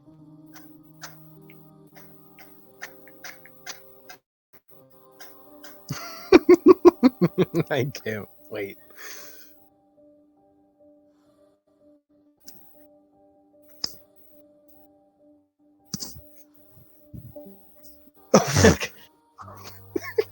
Who died? No, that's no. If it was high, that would have been hilarious. Ah!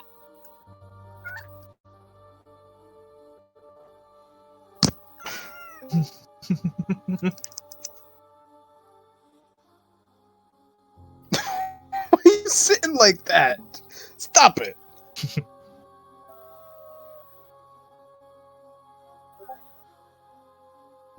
Welcome back, Snow. Well.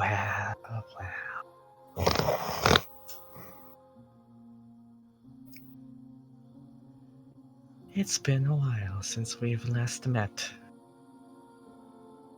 I hope you haven't forgotten me.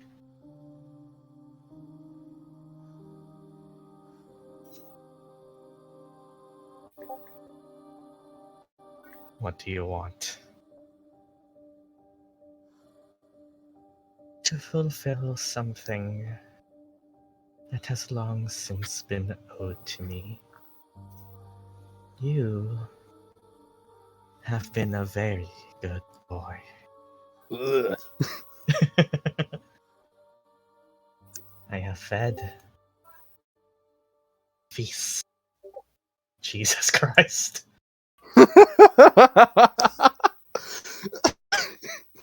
Of what you have given me.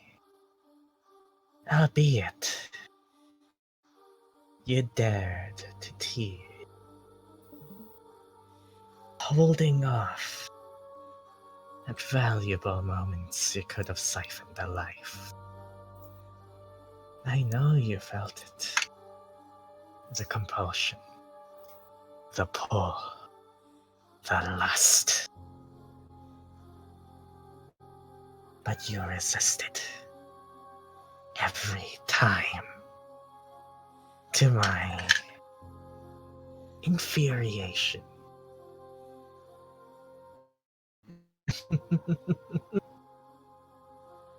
But yet you provide. That last few is truly scrumptious. And I must thank you. For I have one thing to tell you now. Do not need you. But you need me. For you are nothing without what I have given you. And so, I ask one more thing. To fulfill the deal. For you have done all but one thing. You know it. The pact has not been complete. You know the one. Just one more. And I'll set you free.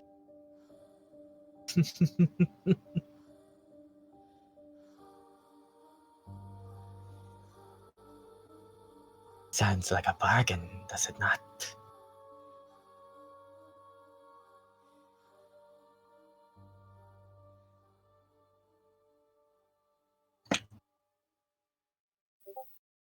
How do I know you're not lying?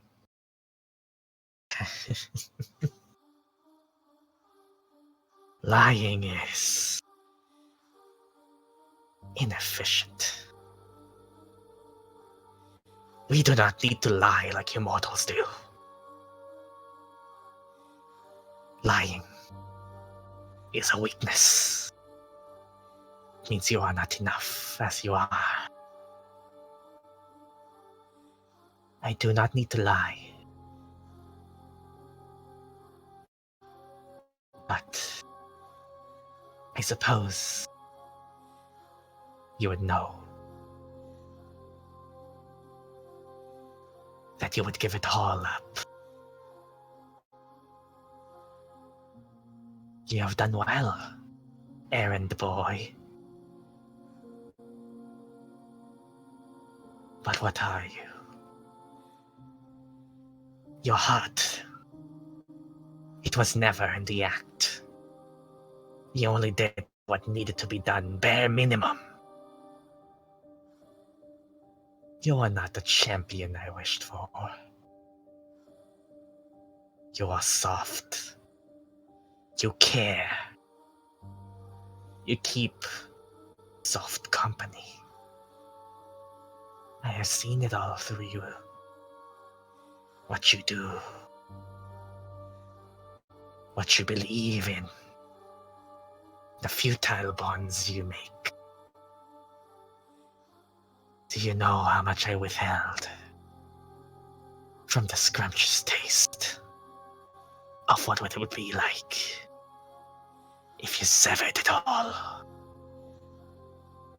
You know very well the pain you could cause. Yet you do not, as if you mean to anger me more. What are you without me? You are not grateful. You only run around thinking you are just like them. But you are not! You have always been insufficient. And I filled that gap. You were never meant to be here if not for me.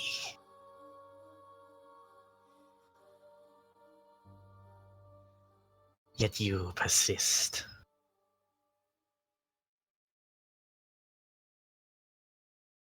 I simply ask what that is owed.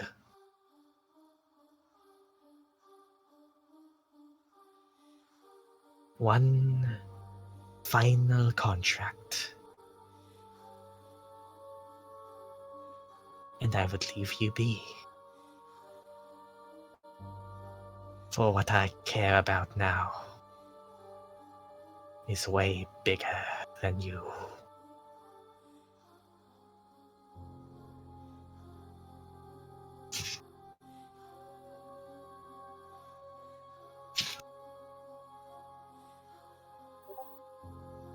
What if I don't want to? This is what I am talking about. You are not in the position to ask, boy. Don't you think tempting me has run its course? I have been wanting this for so long. Your insignificant life could not dare to imagine. The time.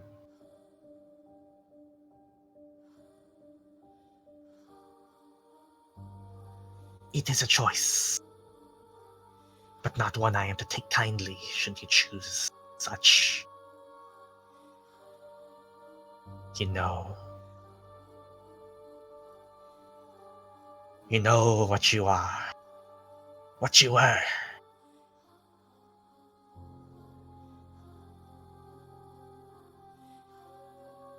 You can simply take everything back.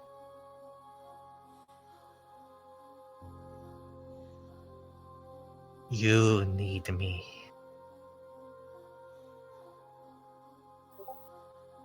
I don't.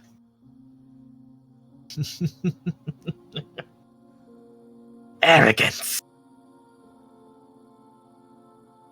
Is this college that you have enrolled in? You are nothing like this before. You have changed.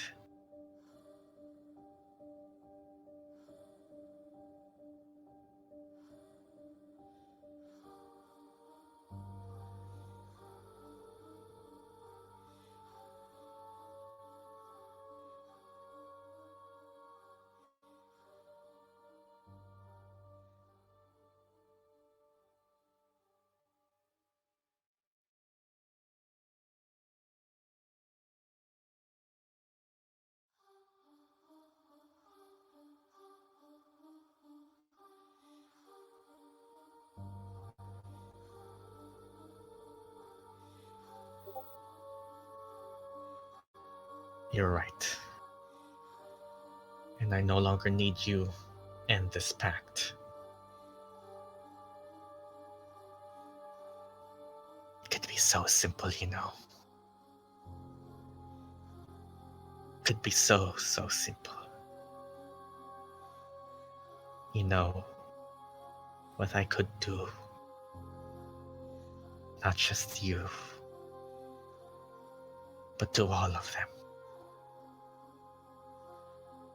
This is merely a projection of myself. You know that if you face me here,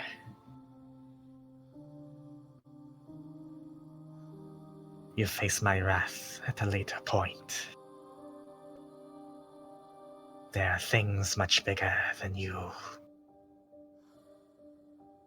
yet you allow them.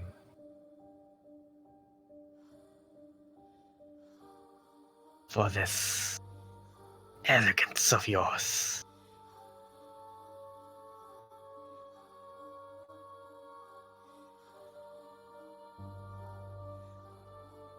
What will you do without me? What are you without me? You are nothing. You have never been anything. Where would you have gone if not for me?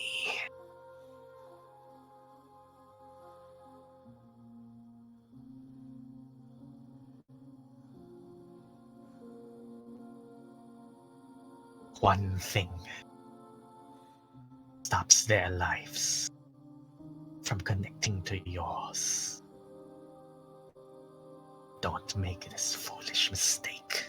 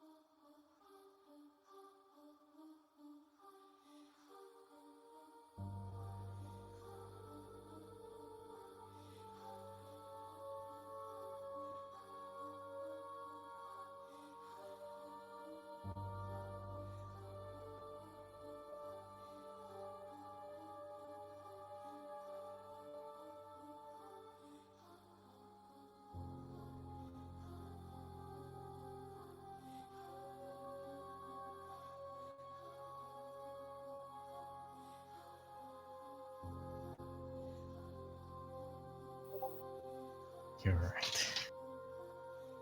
If not for you, I wouldn't have anything. But you're also wrong. You don't define me. Simply a fiend who gave me powers. All my actions had nothing to do with you. I am giving you one last chance, boy. My deal is simple. Complete the pact of pain. Benefit from it, even. And I fully leave you be. I'll even let you keep your damn powers. They are of little drain to me.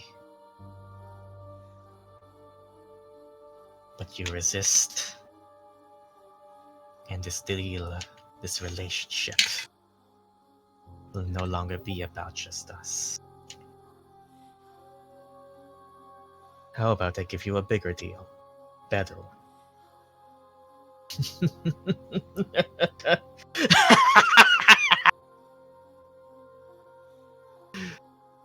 You think you are better?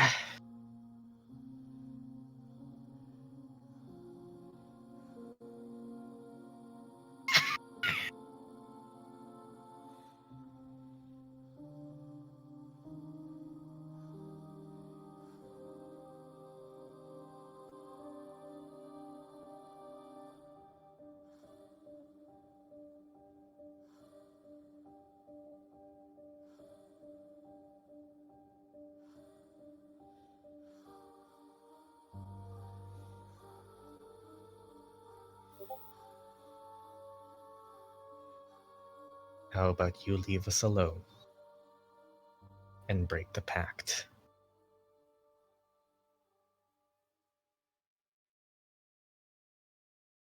That I could do,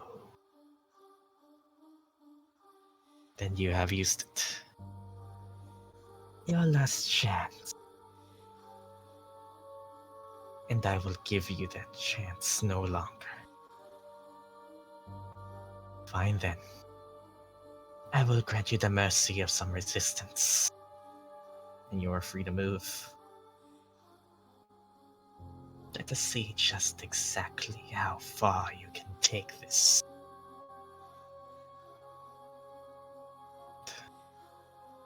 How far they can go. I guess we're rolling initiative. Oh boy!